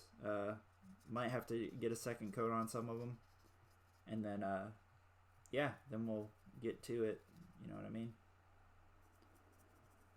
Got to do the bricks too on this one. But I always paint all these things that pop out first because I tend to be pretty messy and I get it all over the white base. So, and then that way when I do the texture on top of it, it really depends on how you do your bases. I like to highlight everything all at once. So I mean, some people will you'll do the rocks and then they'll highlight them and do this and that, and then they'll go through do the base paint. Me, I do it all the base color, and then I go through and I'll highlight everything afterwards.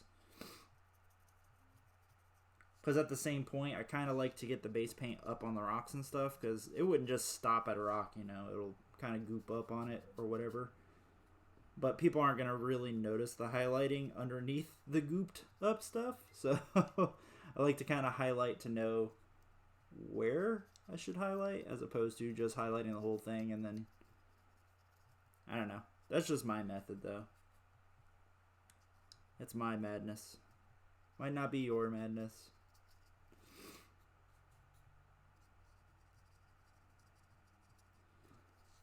Oh, yeah. cherry blossom effects, like cherry blossoms being on the base sort of thing, as opposed to like leaves. Because I want to say, if you look up Shadow's Edge miniatures, that's where I get all my tufts from now. Because they're fantastic tufts, by the way. The tufts I've been using lately are just amazing. I absolutely love them. They're so much better than Army Painter tufts. But Armor Painter tufts were kind of my first venture into tufts. Because I was like, you know what? How do these work versus like grass for the bases? So much nicer. Looks so much more realistic, and it's just easy to put on there. You don't have to mess with PVA glue or anything. They come with like just basically sticky tape on them. It's just so much nicer. So I am a huge fan of tufts now. And then I bought some Shadow's Edge ones when they were on sale. They were doing like a buy two get one free sort of sale, and they're so nice. They definitely make the models pop. They're expensive, though. They're very, very expensive.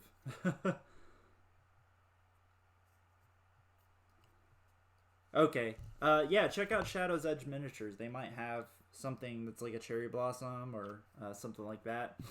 They have really nice sleeves. So, and my buddy Joe swears by their leaf tufts. I know that they sponsor him, but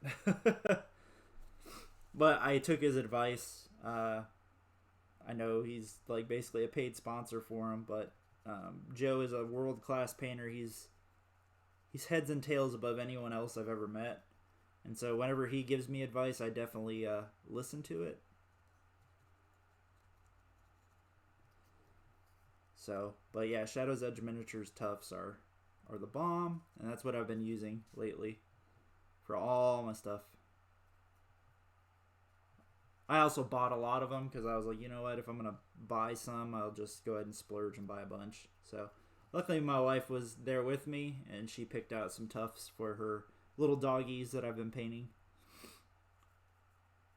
Which I think I'm going to paint those more after this. Capitalist? Wait, you're calling me a capitalist? Because I am a capitalist.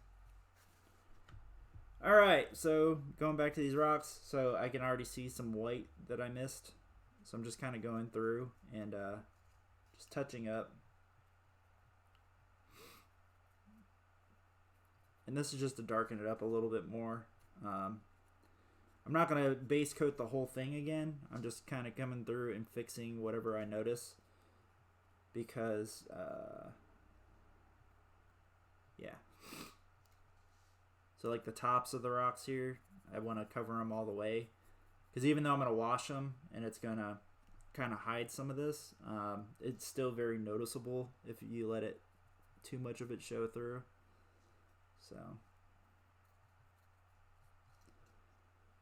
I'm just kind of coming through. Now the neat thing is, because I mixed two different colors, it's kind of giving my rocks like a multi-hued, which I really like it.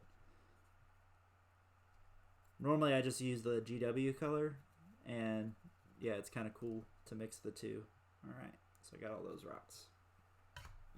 Come back over to these rocks, doing these ones. Yeah, I might be a little late to the shop, but that's cool. We're painting together. I've actually got a lot of people again. I kind of tapered off a little bit there, but we're back. It happens. The ebbs and flows of streaming. Alright, so all those rocks, get a little bit more on the side here, side there, boop, boop, boop, boop. Alright. Oh, let me hit this. Right there, right there. A little bit on that edge. Alright, there you go. Oh, I know you were messing around. I was just confused by the comment. I was like, what are we talking about? Because all of a sudden we're talking about capitalism. I'm like, I am a capitalist? What are we talking about? You're confusing me now. So for these little bricks for the building, so I've got like all these little bricks piled up on this one. I'm gonna use Scrag Brown as the base because Scrag Brown's more or less like an orangey brown, and so it's gonna be a nice step up because you know bricks are kind of like reddish orange. Like I'm imagining like the side of like a brick house or whatever. So that's kind of what I'm gonna go with. So this will be a good base coat to go ahead and then basically I'll just highlight orange on top of this. Orange and red maybe. Or mix orange and red together for the highlight. But yeah, this is definitely a good, because I put it next to Jokiro orange to just kind of look. And you could honestly, if you wanted to, you could just step it up to like be more orangey with Jokiro orange. So, and that's why I decided on Scrag Brown.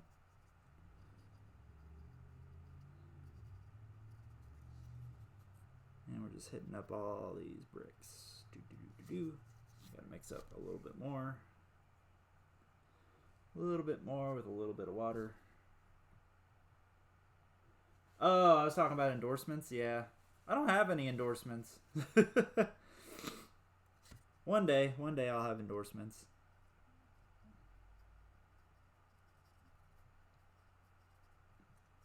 I'm just not big enough yet. Just not big enough. But we're getting there. We're up to 1,200 and something subscribers, which is fantastic. Definitely, I'm trying for 2,500 by the end of the year.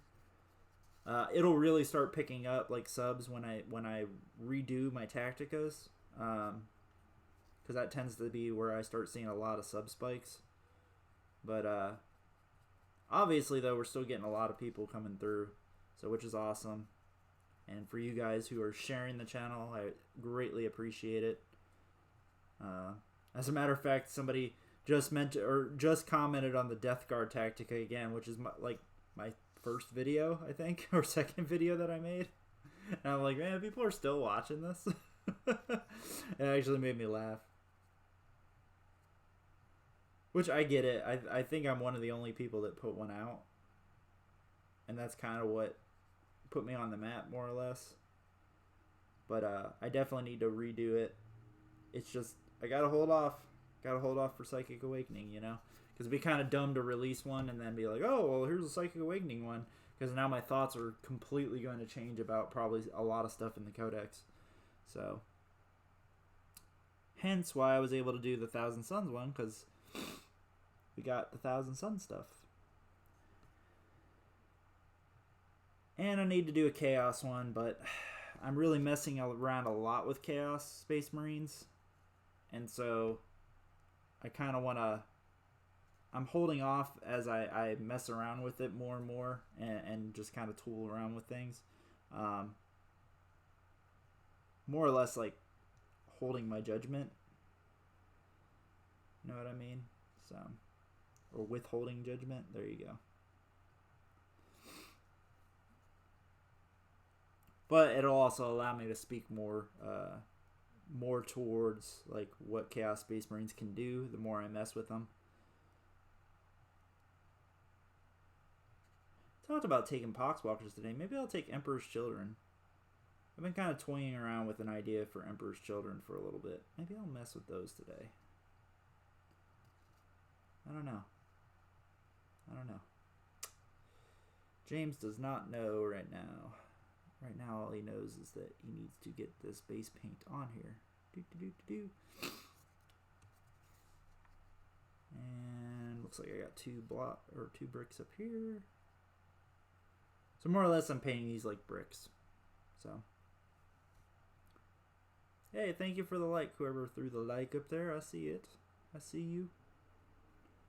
I don't know who put it up there, but I appreciate it.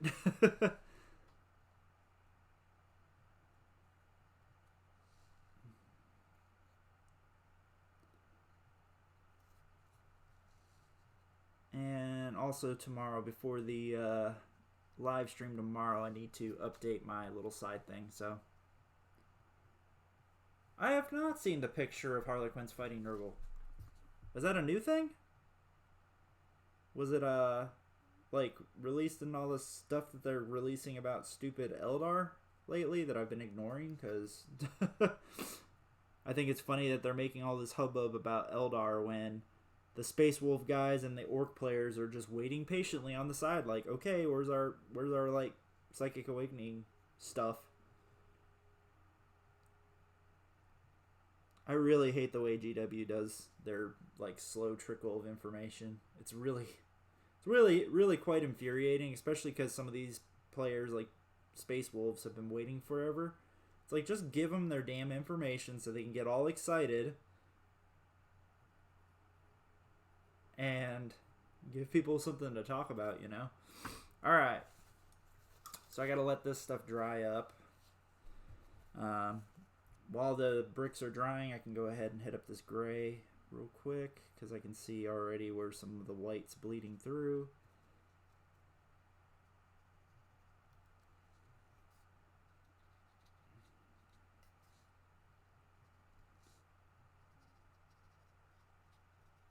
Yeah.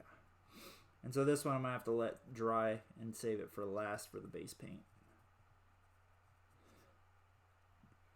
Yeah, I'm going to end up being late to the store. It's all good. If anything, I'm going to have to wait for a game. I can eat lunch. Okay, so let's bust out the base paint. Voila! So yeah, like you said there, Bobby, we're using Vallejo Earth Texture. And 200 milliliters, only $11, man. I'm going to probably have Mr. Dan order me some more. So I think this is what I'm going to be using a lot now. But, yeah, I've got plenty in there for these three bases.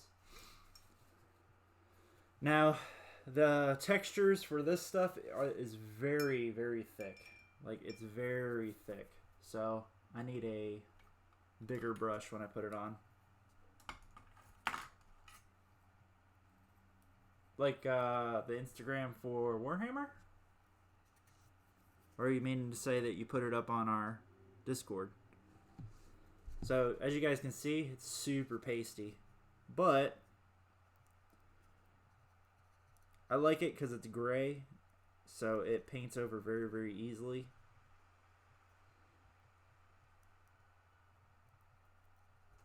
And so, yeah. And the neat thing is unlike the GW paint, where like it's like really hard to manipulate and you kind of lose a lot on the brush, this stuff I can really get it everywhere. And like I said, up on the bottom of the rocks here. Kind of do a little bit down in here. Now the color is not going to it's not going to completely cover up my white base, but that's why I'm going to come through and actually wash the whole thing with like Agrax Earthshade when it's done, because that's usually what I do on the rocks anyway, is I wash up Agrax Earthshade on the rocks. But means that I can just kind of wash the whole base with the same color, and it's going to go ahead and do what I want.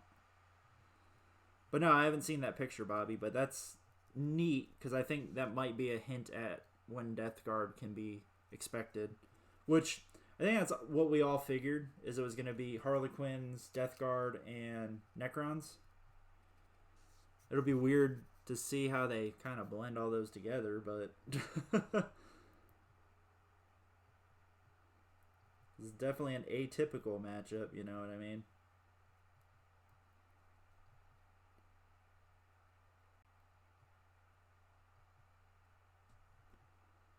Oh, okay. Yeah, I'm sure I can look on the Facebook pages and stuff, and I'm sure somebody's got it shared there, but... Or you could help me out and put it up on the old Discord. I'll love you forever. No homo, by the way. You always got to no homo those things.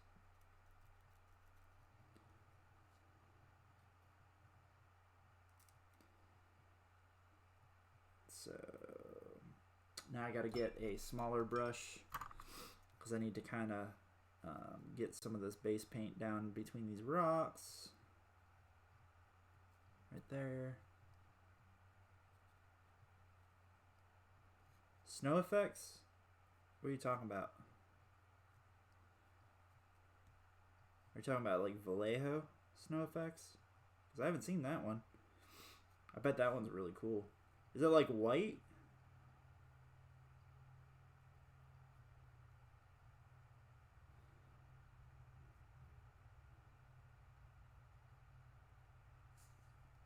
Yeah, because my first time with Vallejo is actually this stuff right here.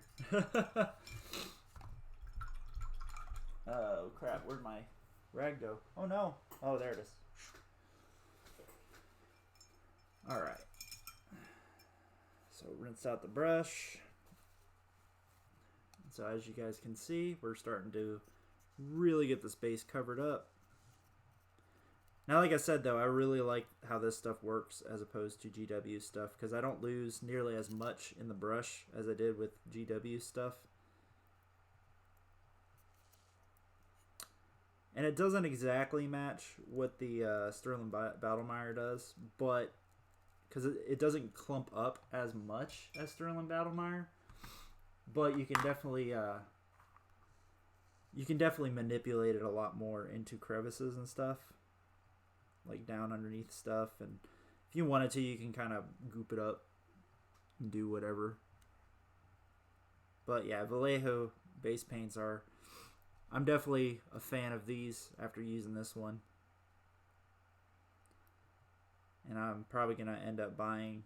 I'll probably look through and see if I can find something with a bit more, like bigger clumps in it. And that's probably what I'll end up buying.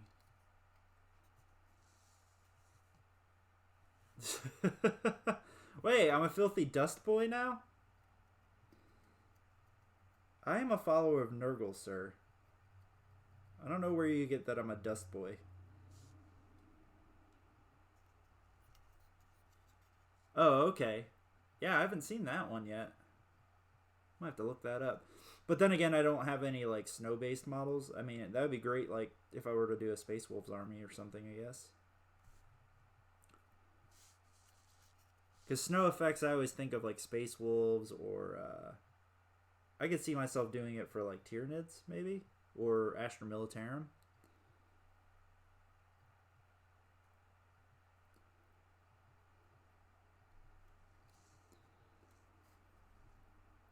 Oh, okay. That's awesome. Well, I knew that they had the earth effects, and I saw the sand one, which I can't remember the name of that one off the top of my head, but yeah, I am a huge fan of the Vallejo base paints. And now that I know that I can get these as opposed to GW ones, which the GW ones were my first foray, so I think that they're a good introduction. But yeah, I'm on like my third or fourth pot of Sterling Battlemire, and then I was like, you know, there's got to be a cheaper way because this is really expensive, and like a pot of Sterling Battlemire, you know, doing like a Mortarian's base, or Morty, luckily he has a lot of stuff on the base, but like if you were to do like Magnus's base, you'd use like half a pot of base texture from GW just doing Magnus's base without anything else, you know, if you weren't putting bits or anything on it. So yeah, that's when I started looking at other stuff, plus for display boards too. But yeah, GW needs to definitely tone down on how much they charge you for those damn paints, because I think that you're gonna start seeing a lot more people like kind of move away from GW paints, and so there we go. So like I said, it's not gonna 100% match the Sterling Battlemire theme, but it's gonna kind of dry and like I can actually come through here and goop up more if I wanted to kind of give it more texture in some areas. I actually like this more than Sterling Battlemire for that reason. It still kind of mimics it a little bit, but yeah, it's really awesome. I really love the Vallejo ones. Meta Chaser. I would never... You know me. Chaos. We're running chaos on this channel. Now, I have been tempted, to run a Xenos army. I am definitely tempted to start a Tyranids army because I love Tyranids to death, but because the channel, though, right now is focused solely on Chaos, and that's kind of where I want to keep it. That's why I haven't really ventured out into anything else. Also, it's really expensive to start a new army. So I'm like kind of hoping somebody gets out of Tyranids and I can buy a Tyranid army pretty good deal, and then kind of move from there. I am not shy of saying, hey man, if you can get models cheaper, because this stuff is expensive, especially when you start getting into like painting, and because it's not just the upfront cost of the models that get you, it's everything else that comes with the models. You got to buy a codex, which is $40. You got to buy this, you got to buy that, and when you're established with all the basics, starting a new army, like I'm just 100% for, hey, I don't make enough money, I can't rush out and just start a new army willy-nilly. And I could slow grow it, but we haven't done like a slow grower league or anything because I'm the TO for the area. Which I could always start up a slow grower league or something and then start Tyranids, but slow grower leagues take a lot of time. And at the same point, a lot of the guys in my area are very, very competitive. And the last thing I want is for it to become like slow grower league that's meant for newbies, but it ends up being these like really good tournament players just starting up meta armies and beating the hell out of new guys. I don't want it to turn into that. I want it to be fun, you know what I mean? Hence why I would like start Tyranids, because they're not super meta by any stretch of the imagination. You can win with them, definitely. I mean, there's a guy that just won a GT, I believe, with Tyranids. But, yeah, they're definitely not super meta. Like, Tyranids are definitely in the not used as much category right now. So,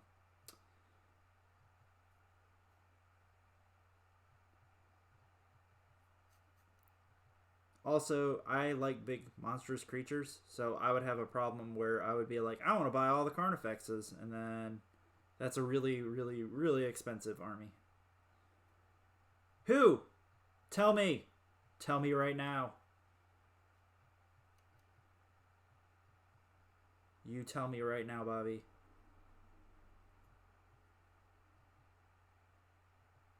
Because I will buy me some Tyranids. But I would run a Tyranid army. If anything, just to be like Invasion of the Bugs.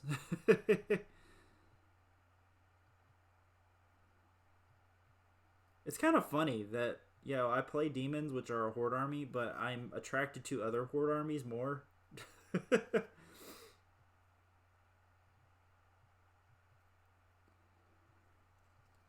Hence is the other problem, is that, I still want all the greater demons, and I don't have them, but I want to buy Tyranids, which the big freaking bugs are about the same cost as a greater demon, so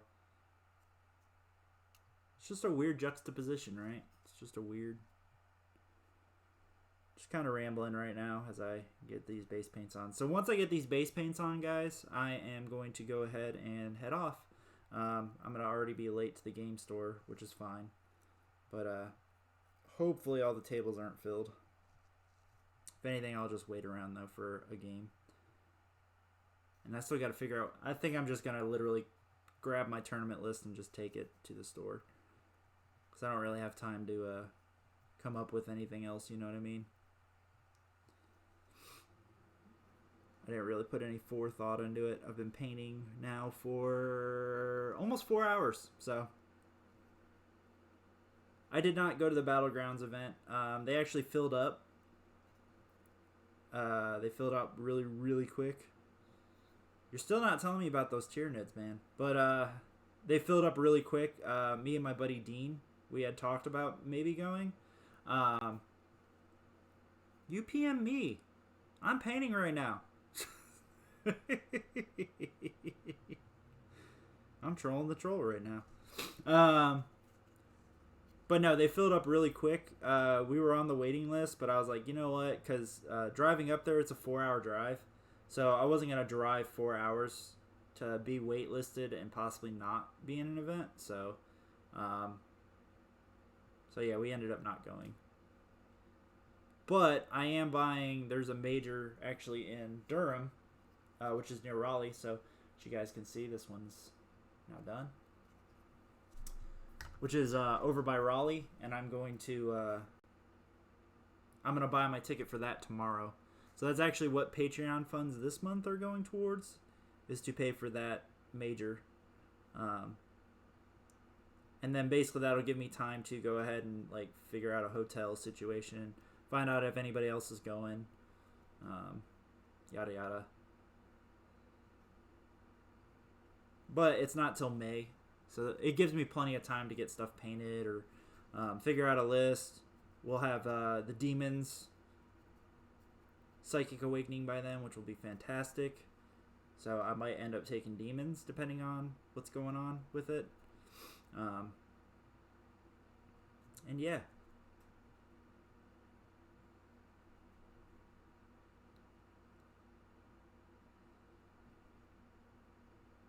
I'm about 90% tempted to just take Demons to this next event just to get a Demons score on the books, you know what I mean?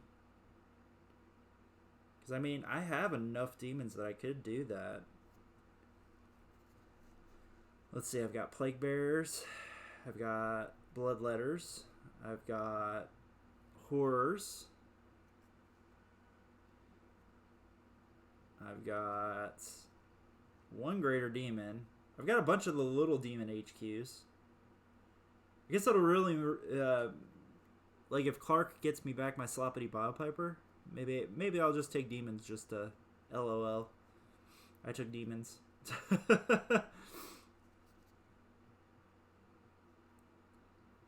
Because I got Contorted Epitome. I can take her. Oh, son of a bitch. I will fight you.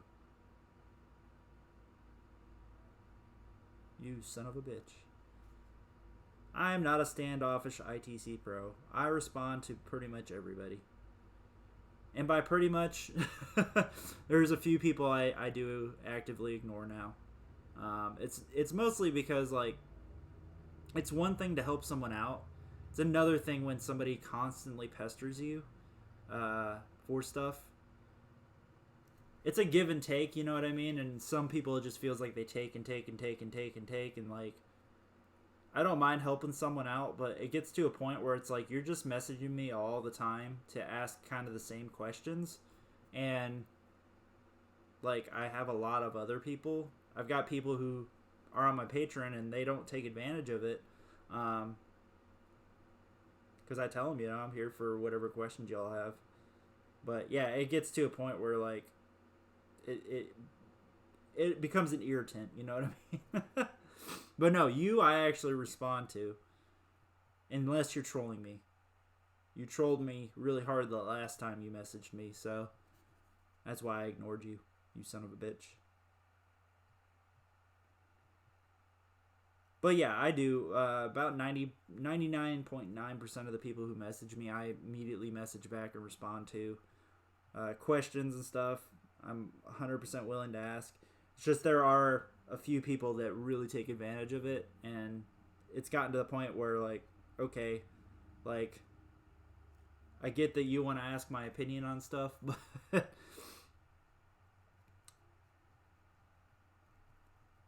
time is money, man. Time is money.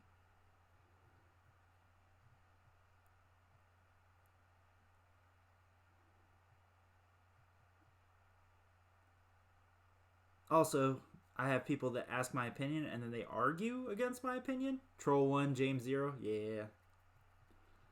But yeah, I've had a few people that will ask my opinion and then I give them, like, what I feel, and then they want to argue, and I'm like, okay, cool, man. Like, you asked my opinion, so if you got your own, you do you.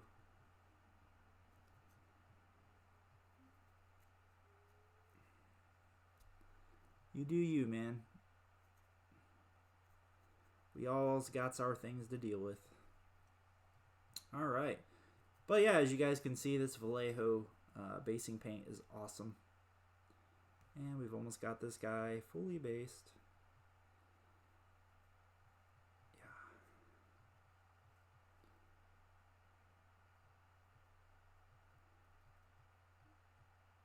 finishing it up right now. Getting it around there. Getting it around the lip. But yeah, I'll definitely check your messages, Bobby, here in a bit. I gotta get, once I get off here, I gotta get to getting, you know what I mean? So,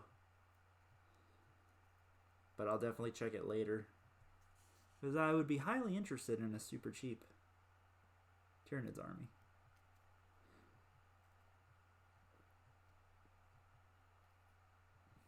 Oop, oop.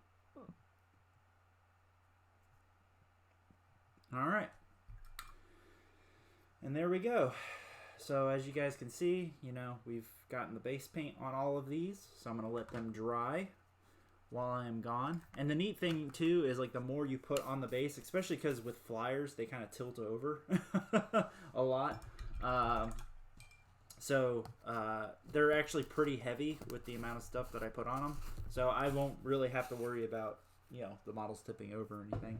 So going ahead and just sweeping this off real quick. So for you guys out there who are still here, thank you guys so much for tuning in. Bobby, thank you for being here again. I know you headed off and came back, so that's fantastic. And so I will be back, though, later tonight to finish up the bases, to finish up the heldrakes. So if you guys want to tune in, please be my guest. That's what I'm here for. But I got to get to the game store. They're about to open, and so I can get some battle reports in. So I will see you guys tonight, and obviously if you guys are watching this at a later date, it won't be tonight. So, but there'll be another video out there, part 3, where we finish it up. So, what do I think of the Scarab Occults? I'll answer that real quick while I'm doing this. I really enjoyed playing them. My biggest issue with them is like it feels like to get the maximum out of it, you want to go first. But in the new ITC missions, they very much incentivize going second. So it would really... I would definitely... I bought some of the Forge World models, some of the Sekhmet Terminators to turn into Scarab Occults. I am going to test them more. So I'm going to kind of withhold judgment right now as far as like their pure competitiveness. I really enjoyed putting them on the table. I will say I've heard a lot of people talk about Cult of Time for them. Myself, I would definitely argue for the Cult of Duplicity, just because it gives them a hell of a lot more tactical flexibility on the table. And that's just me. Like, the way that I play them, I like them to not be in combat. So if I can keep them 24 inches away doing their bolters and shooting their rocket launchers, that to me is more beneficial. Cult of Time, though, I could definitely see the benefits of that because they can basically grind down an opponent, you know? You just keep giving them 3-up invulnerable saves and then they just slowly win. But, I'm going to have to definitely I'm waiting for them to come in. When I get them, I'm going to definitely build a list around them. Right now, I've been proxying my Blightlord Terminators. So the battle report that's coming out, my Blightlord Terminators are a stand-in for them. But, like, it's cool and all to have a proxy, but I don't want to, like, do, like, 12 proxy battle reports when I'm waiting on them to be here. So, so I'm going to withhold 100% judgment. Do they have play? I definitely could say that, especially over there in the UK. There's a few guys that are actually doing really, really well with the Terminators. I covered a couple lists last week. Can't remember off the top of my head. And I'm seeing a lot of Rubric Terminators or Rubric Marines out of the UK too. So obviously people over there are finding ways to use them. Here in the US, not so much, but... anyways, thank you guys so much for tuning in, and I will be back later tonight, so hopefully I'll see you guys then. Peace.